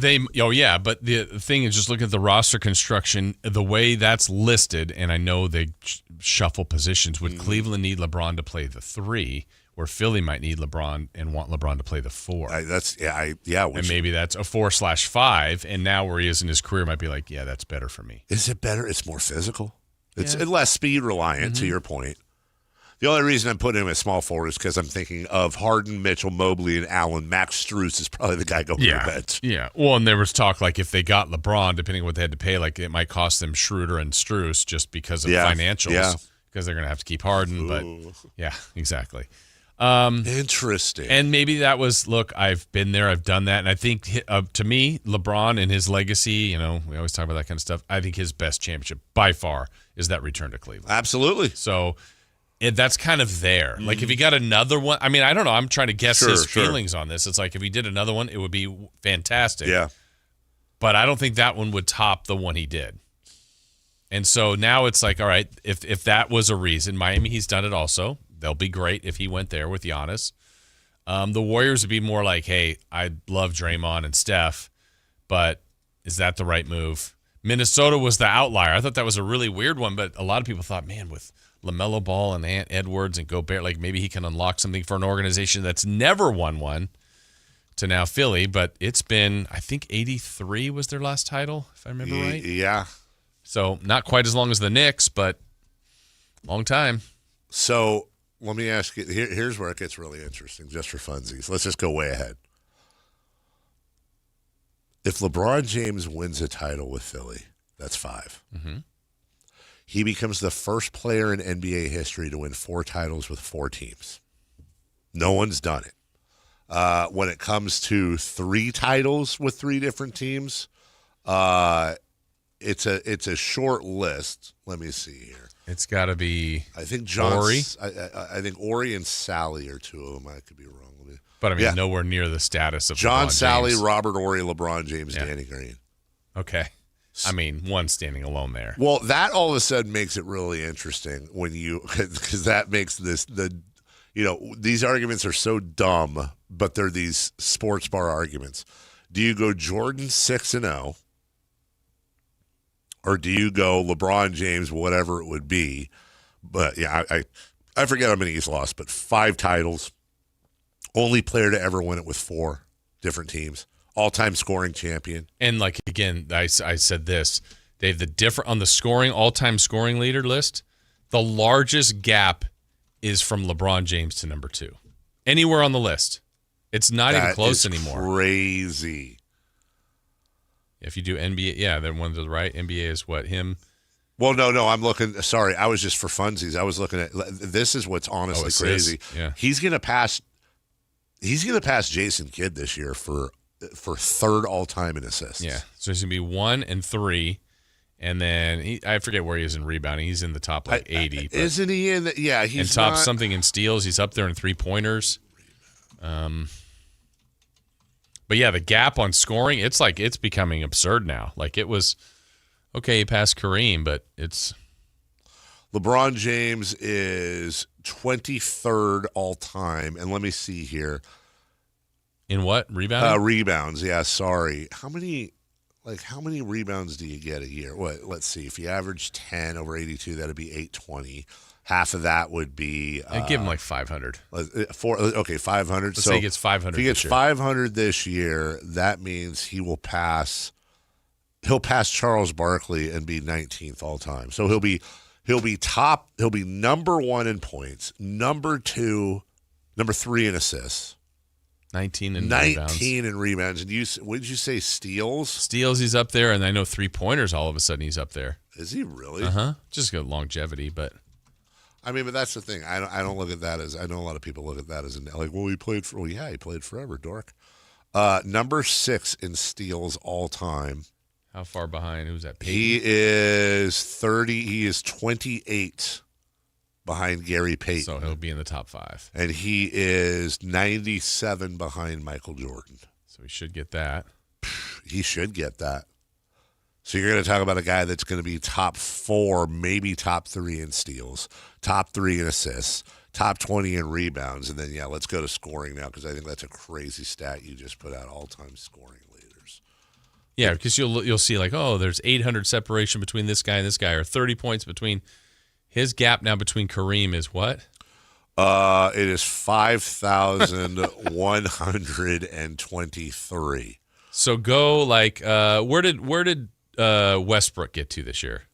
Westbrook is up to 16th. Okay. So go 5,000 points below that and see. Below Westbrook? Just see where that takes you. Let's see. That would take you. That would take you to let me go back here. Oh, you're looking at NBA, ABA. Oh, sorry. So hold on. 27,176. So 22, 170s. That would put him 39th, Gary Payton. So from 14th to 39th is the difference between 1 and 2. And it's going to get larger, obviously. I mean, even if LeBron has a year where he averages 10 points, he's going to keep scoring. That is insane when you think He's about. He's putting the major difference on everybody.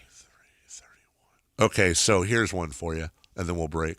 Dirk Nowitzki is 7th. Mm-hmm. LeBron James is 12,000 points ahead of him. Almost 13,000. 12,748 points for a career would put you 250th all time just behind Lamar Odom. That's just the difference between him and number 7. So you need Lamar Odom and Nowitzki's career. Yes. To tie LeBron. To tie LeBron.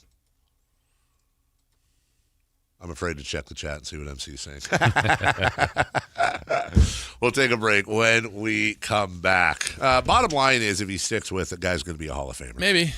Maybe. What's on deck? First game here next year? Celebrity birthdays, Friday. Oh, Christmas, of course. All coming up after this. Follow Sactown Sports 1140 on Facebook at facebook.com/SactownSports. To keep tabs on the Kings, 49ers, UC Davis, and the entire Sactown Sports lineup all season long. Facebook.com/SactownSports. Your local sports leader. Sactown Sports 1140. And Doug. Limu and I created a trick to help you remember that you can customize your car insurance and save with Liberty Mutual. You see, the shirts Limu and I wear are yellow, and yellow is the color of lemons, and lemons grow on trees, and trees provide oxygen, and oxygen helps us breathe, and breathing is how you live, and you can live more life when you save money by customizing your car insurance. I agree, Limu. It's really quite simple. Only pay for what you need at libertymutual.com. Liberty, liberty, liberty, liberty. Tired of hearing scary radio ads about the IRS? Tax Relief Advocates is different. TRA is here to tell you that if you owe money to the IRS, whether it's $5,000 or $500,000, we have a solution. TRA can eliminate or reduce what you owe to the IRS with zero risk to you. We have over 1,000 5-star reviews on Google and an A+ with a BBB. End your tax nightmare today by visiting TRA.com or call 800-583-6681. That's 800-583-6681. It's time to saddle up, Sacramento. It's Wild West Night with the Sacramento River Cats on Saturday, August 8th at Sutter Health Park. Celebrate the Wild West in classic baseball fashion with themed fun and River Cats baseball under the lights. Get your tickets at rivercats.com. Whoa, what's all this? These screens, the food? All for the game, bro. Dude, let us pitch in. No need. I've got it all covered. With T-Mobile, I'm saving $1,000 bundling my wireless and internet. No way. Really? Yep, and the price of my plan won't change for 5 years. Wow, I'm definitely switching to T-Mobile. Goal! Here's to score big with T-Mobile. Families save up to $1,000 a year when they bundle fast, easy to set up, all-in 5G home internet with 4 phone lines on Experience Beyond. And your plan price? Guaranteed for 5 years. Stay connected con tu gente and catch every match with T-Mobile. Join now at T-Mobile.com. Price guarantee on talk, text, and 5G data. Exclusions like taxes and fees apply. Savings based on third line free via monthly bill credits. Internet discount with $15 in monthly bill credits and auto-pay discount. Qualifying credit required. Credits may take up to 2 bill cycles and will stop if you cancel any lines or change plans.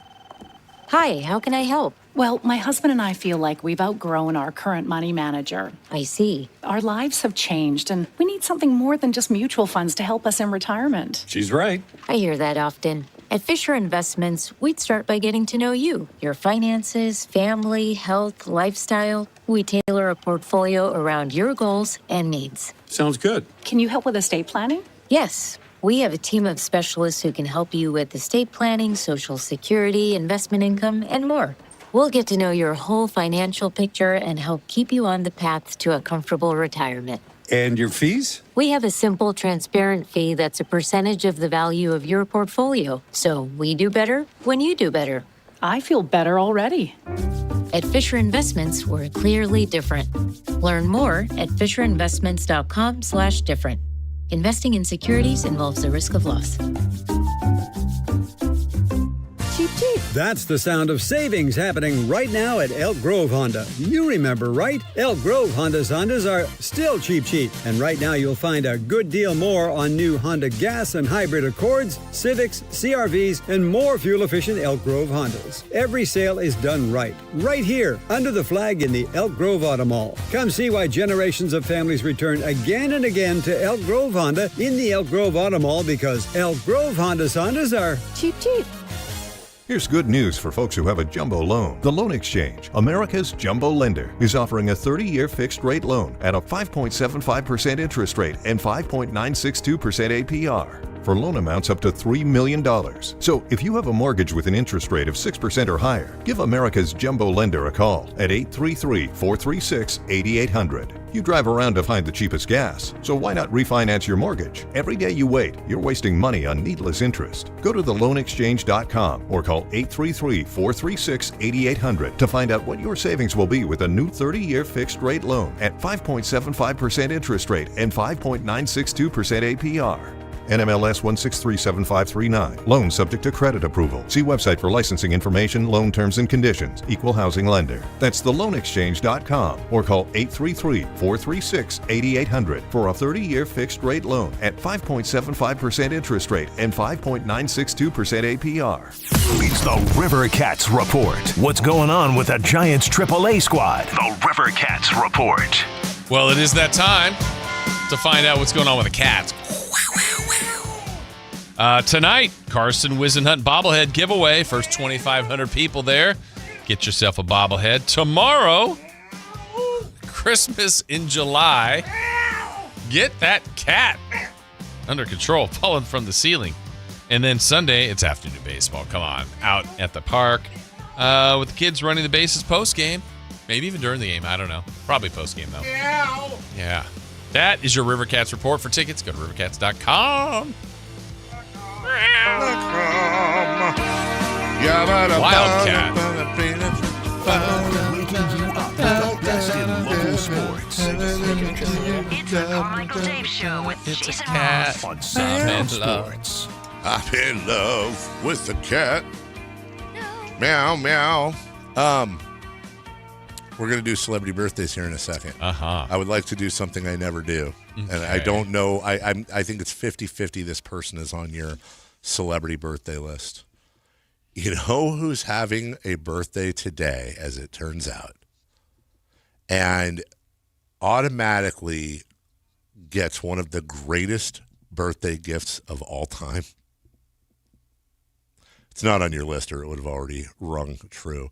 Happy birthday, Nick Nurse, head coach of the Philadelphia 76ers.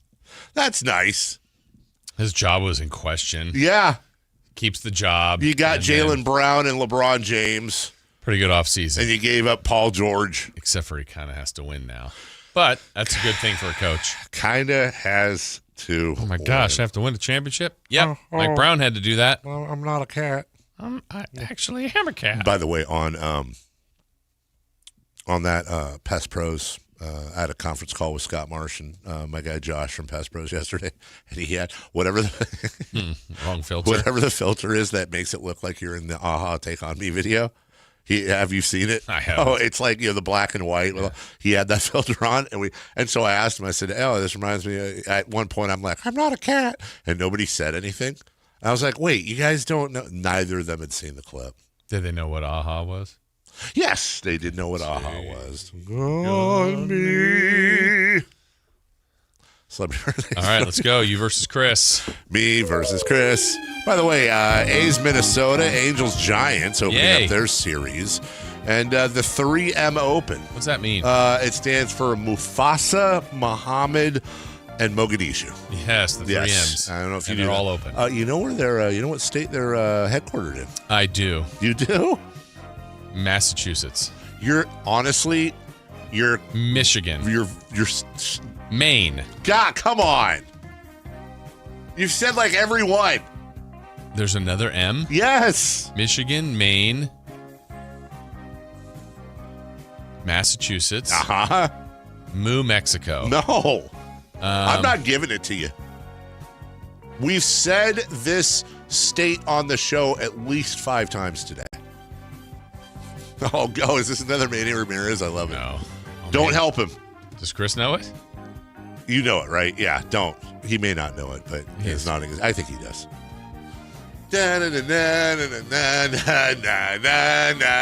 Not giving it to you. No. We'll be here till Monday. Maryland? That is another M state. You have now, I think, successfully gone through every M state in the United States but this one, which, by the way, has professional sports teams. 3 of them, 4 of them. And one of them we spoke about quite a bit earlier. Minnesota. That's where here's the thing. How is it that not only did you blank Minnesota, but you went through every other M state? And I got some difficult ones. That's where you got some really. I got Maine. That's where 3M is located. They're headquartered in I think Minneapolis or St. Paul. Real quick, more state trivia. Somebody threw this at me yesterday just to see how long it takes you to get it. What is the one state in the United States with exactly 4 letters? Utah. Iowa. See, you got it. Oh, what are the 2 Oh, damn it. They told me 1 state. Well, okay. What are the Utah 2 and Iowa. Is there another? Cali. It was Utah. Okay, I guess we'll accept Iowa. He had to do the alternate one. The alternate one. To be fair, there's only one, Iowa. but really there's more.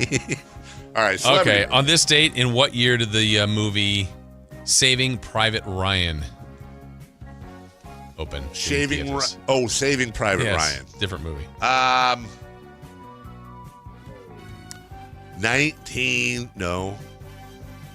2006. 1998. Damn it. We have a correct answer. Goes to Christopher Laud. I was a little off. On this day, in what year did La Bamba get released? La Bamba. I had the poster on my wall. It's definitely 80s. It's mid-80s. I'm going to be within a year. I'm going to go with 1987. I also say 1987. We have 2 correct answers. Well done. All right, here we go. Birthdays. Happy birthday to J-Lo? J-Lo? It's Jello? It's actually pronounced, it's Spanish. It's pronounced hello. Hello. Jennifer Lopez. 58. 8. 57. We have a correct answer. Goes to Christopher Ladd, 57. Bindi Irwin. Steve Irwin's daughter. Oh. You ever hear Norm McDonald's bit on? Yes. Classic Norm. Bindi. Mork and Bindi? Mm-hmm. Bindi Irwin is 22. 24. Chris is closer, 28. Rick Whoa. Fox. Who cares? From Eddie? Idiot Fox. What does Rick Fox say? Ow, my chin. Ouch, ouch, ouch, ouch, ouch. Rick Fox is 50. He is 58. Chris is closer, 57. Rose Byrne. The Supreme Court Justice? That was Rose Byrne. The actress? You know she is. She's in Insidious.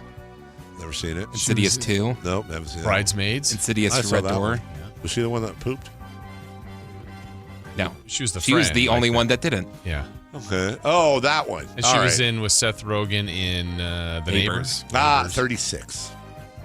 She is 46. Chris is closer, 47. She's also married to Jason's favorite comedian. Hey, what about Montana? No, she's not. Mm-hmm. Oh. Moniscalpo or whatever his name is. No, I think she's with Bobby Cannavale. Oh, that's what I'm thinking of. Okay. Who I got mixed up with Scalamini Dochu. Text line helping out. Montana. We forgot about Montana. Yeah. And all that. No, we didn't. Oh. No, How about Barry Lamar Bonds? Barry Lamar Bonds. The famous dog owner? Mm-hmm. Is 61. Ooh, I wanted to say that. 62. We have a correct answer. Goes to Christopher Ladd, 62. Dave needs a win here. I need something. How about Karl Malone? Yeah, hey, go ahead, Karl Malone. Idiot face. Gross. Let's see. 64.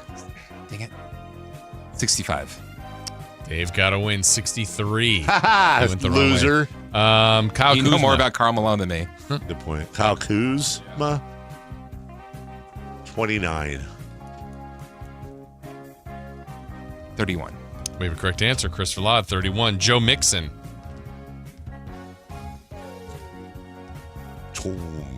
29. 28.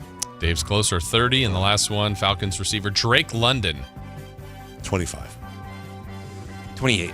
We have a correct answer, and it goes to Carmichael Dave. He did it. That's how you end. Yeah. Winning 3 of 4 and getting the correct answer. Sorry, Chris. Try Didn't even again. know when Saving Private Ryan came out. On Monday. Whatever. All right, let's take a break. Friday Fun and Games. Matt and Kayla all coming up. Nerd. Sactown Sports with you everywhere you go with the Sactown Sports app. The most in-depth coverage of the Kings and 49ers. A library of written and video content. And all your favorite personalities all in one place. Download the Sactown Sports app today and get in on the action. Your local sports leader. Sactown Sports 1140. Amy Cox did something smart. She saved hundreds on auto insurance switching to Progressive. And with that money, she decided to treat herself to an anti-aging red light mask. Will she look like a horror movie villain every night? Yes. Will her boyfriend Kevin be scarred for life? That's certainly a risk. But it's Amy's savings, and if she's willing to risk her relationship for smooth, wrinkle-free skin, well, bye-bye, Kevin. Switch and see if you could save with Progressive, and treat yourself. Progressive Casualty Insurance Company and Affiliates. Tired of hearing scary radio ads about the IRS? Tax Relief Advocates is different. TRA is here to tell you that if you owe money to the IRS, whether it's $5,000 or $500,000, we have a solution. TRA can eliminate or reduce what you owe to the IRS with zero risk to you. We have over 1,000 5-star reviews on Google and an A+ with a BBB. End your tax nightmare today by visiting TRA.com or call 800-583-6681. That's 800-583-6681. Thinking about heading to the mountains this weekend in a new Toyota truck? Let's go! Bringing the bikes? Let's go! Maybe towing the boat too? Let's go! All right, let's roll. Get 3.99% APR plus $500 finance cash on 2026 Tacoma SR5 or get 2.99% APR on Tundra. The time is now, let's go! You heard the man. Toyota. Let's go places. Offers available through TFS to buyers with a premium rated credit and cannot be combined with other offers. Excludes Tundra TRD Pro and say 326. The Gold Rush Classic, where the stars and guitars shine, is a celebrity pro-am golf tournament, a $1 million hole-in-one, a celebrity challenge, a farm-to-fork dinner, and a concert under the stars. The Gold Rush Classic is August 6th and 7th in Rancho Murrieta. This year, we welcome Hall of Famer Rick Barry. Join the fun and play golf with royalty like Reggie Theus or Olden Polynice, or Hall of Famers like Tim Brown, Marshall Faulk, or Sterling Sharp, or All-Pros Fernandez, Lloyd, Merriweather, Ostertag, and Greg Vaughn. The Gold Rush Classic is supported by the Murrieta Inn. Escape to the Murrieta Inn, a luxury getaway, minutes away, situated in the gateway of wine country. The Murrieta Inn, the perfect getaway, featuring a full-service spa, pool, and hot tub, and outdoor games. The Murrieta Inn is dog-friendly. Bring the whole family. Don't miss the Gold Rush Classic in Rancho Murrieta, August 6th and 7th. Sponsorships are now available at goldrushclassic.org. That's goldrushclassic.org. This summer, there are 250 reasons to join T-Mobile. Girls trip? Booked. And switching to T-Mobile helped make it happen. With Experience Beyond, switch and get $100 back. Plus, $650 in value in built-in plan benefits. That's $750 in your first year, guaranteed. And honestly, that $100 back, I'm putting it towards the zip line. Now that's how you do summer. Exactly. Best switch I ever made. This is just one reason to join T-Mobile this summer. There are 250 reasons. Find yours. Savings based on the value of benefits included with Experience Beyond, like entertainment and 1 year of AAA Classic and Dash Pass on Us. Benefits may require activation. See plan for details. Get $100 via virtual prepaid MasterCard with eligible ported, no cash access, and expires in 6 months. Issued by Sunrise Banks, N.A. member FDIC. Allow 8 weeks. Have you seen The Odyssey at the Esquire IMAX Theater? Director Christopher Nolan shot every frame entirely on 1570 IMAX film, and Sacramento's Esquire IMAX Theater is one of only 40 theaters in the world showing The Odyssey in brand new IMAX film technology, as Nolan intended his epic film to be seen in IMAX format. No one could stand between me and home, not even the gods. See The Odyssey for the first time or again, and lock in your seats for the best movie experience only at the Esquire IMAX Theater. There she goes, our baby. Are we ready for this? You added her to your AAA auto policy. With 24/7 claim support, she's covered. Our AAA agent, you're here too? We're always here for you. Visit AAA.com/insurance to get a quote today. Hi, this is Adam Johnson, owner of Golf Fitness Solutions. Exercise and golf have been two important activities in my life. I opened Golf Fitness Solutions in 2013 to help my fellow golf enthusiasts improve their posture, relieve their pain, gain strength and endurance, and most importantly, hit the ball farther. From beginners to professionals, I've had success working with all ages and all skill levels, and I can help you too. Located in Carmichael, call us at 916-802-5175 or go to golffitnesssolutions.com. We have finally made it to Friday. Let's end your week the right way with Friday Fun and Games. On the Carmichael Dave Show with Jason Ross. Hey now. Fun and games. Fun and Friday Fun and Games. Jason and Dave were already playing their own game. Be one of those circus people that has all the instruments. Oh man, like Dick Van Dyke's character in Mary Poppins. Cannot say that on the radio. Dirk Von. I paid my taxes. Hold on. Hey, wait, we don't have That's Kayla. my fault. Now we I got got her. my Hi, mic on. Kayla. Someone got mad at him? Why? Shocking. Because he said the female dog. Ooh. On the radio? Shock. Wow, shock. He said this is a program with kids that listen to. Well, you know what? Is that your Matt Someone right there? Show me No, where. I had about 18 show me Matts where the yesterday. hurty word hurt your kid. You know, well, calm I down. mean, it is a female dog. It is a female dog. What was the context? We were going back and forth about. No, yeah. Wow, things really got out of hand yesterday. No, we were talking about Kayla's tone in text messages. Yeah. That there was she sent a text message with a very underlying tone of. Oh, did you say something that rhymes with squishy? No. Oh. As in, like, He was like- what she said versus what she actually wanted to say. I gotcha. We do like those text games sometimes. Yeah. Tone. What do we have? Do we have something for? Do we have something for Matt today? I know yesterday we did with the boss embarrassing him. I don't think so. You guys notice there's nobody downstairs? Yeah, it's empty. Nobody. This is Friday. So. Yes, like nobody downstairs on a Friday at all. So I don't think we have anything else. We should all do for broadcast from home on Friday. I love that. Friday fun and game. Whose house, though? Oh, you mean like our own houses? I thought you meant somebody. It'd be more fun to have at a house party. Yeah. Or that. Yeah. Someone could make breakfast. Like it was in Vegas or something. I'll make breakfast. Oh, that's right. I wouldn't know. In a house in Vegas. I'll make breakfast. Yeah. Kayla, do you like pickles? In certain situations. With like tuna fish. Ew. Friday, You chop them up. Friday fun and games. You put it in the tuna fish with eggs. Yeah. Wait, what? God. Yeah. No. No. Hard-boiled eggs. How do you feel about Miracle Whip? I mean, I don't eat it now, but I used to. Over mayonnaise, best food mayonnaise? Used to. It was I was a kid. But I don't do it anymore. All right, Friday fun and Sweet. games. Let's get there. All right, here we go, guys. I hate to break the news to you, but this is out of request. No, not that stupid memory game. Yes.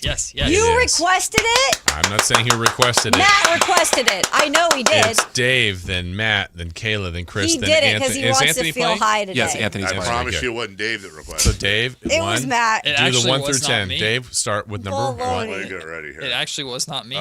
Give you a number? Yeah, no, you just start with 1. No, just say the number 1. Oh, 1. 2. 3. 4. 5. Dave. 6. 7. 8. How easy this is. 9. 10. All right. So now, Dave, you're first. You get to replace one of those numbers with a sound, a name, Here we another go. number, a gesture, So annoyed. whatever. You make 7 something. You know how to go. So Okay, so I could say I'm going to replace 1 with. whatever. Okay. You know this game. I'm going to replace. I truly don't, dude.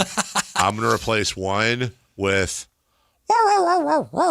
Okay. So Matt, you Did start. you make it so difficult? 2. 3. 4. 5. 6. 7. We got it. 8. 9. 10. All right, Matt, you get to replace a number with something. 4 will be muffins. See, why couldn't you say 2? Because he's trying That's to the screw. key. I was going to say 2. Just All make right. it So easy. Kayla, you're first. 2. 3. Muffins. 5. Look at this. 6. We're doing 7. it. 8. Don't get your 9. hopes up, 10. Jason. All right, Kayla. Okay. going to do 2. 3. What are you replacing it with? 2. I'm replacing could. 3 with 3. A chew. A chew. Precious. Okay. So, Chris, you're first. 2. Nope. No? No. Yes. Yeah. Oh, Yeah, 2. yeah, Oh, she yeah. made it 2. Okay. I thought you said a chew. She Oh, did, it's but what it's, she No, just that said. was a different. but that's not the That number. was. Oh. Muffins. No. No. What? Oh, you what? just did You it. said muffins was 3. No, Did you just no. go 2? We went. Now What you're did confused. Kayla What's replace? 3? Yeah. I thought you replaced 3 with muffins. No. No. That was you're so stupid. Wait, what did I she? was even on A track chew. better. Oh, a chew. Precious a Yeah, chew. yeah, Okay. yeah. Oh, hey, I got it. A chew. Muffins. There you go. 5. 6. 7. Now we're cooking. 8. 9. 10. Chris, now replace a number. 7 is going to be. Yes. Love it. Love it. All right, so Anthony, you start. It was like. You got this. There you go. Yeah, There you got it. 2. A chew. 3. No. No. Oh. Yours.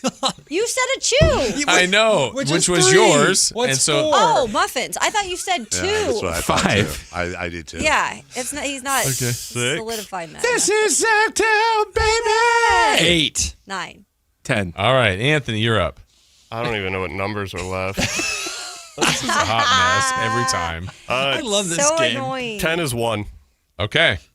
Dave, you're gosh. first. Dang it, love Anthony. that, Anthony. 2. A chew. Muffins. It's over. 5. 6. This is Sactown, baby. 7. Mm. Oh shoot. What's after that? 8. Yeah. 9. 1. No. He got so excited. We're only halfway Dave there. is so jacked, Dave, man. replace another one. I will replace 5.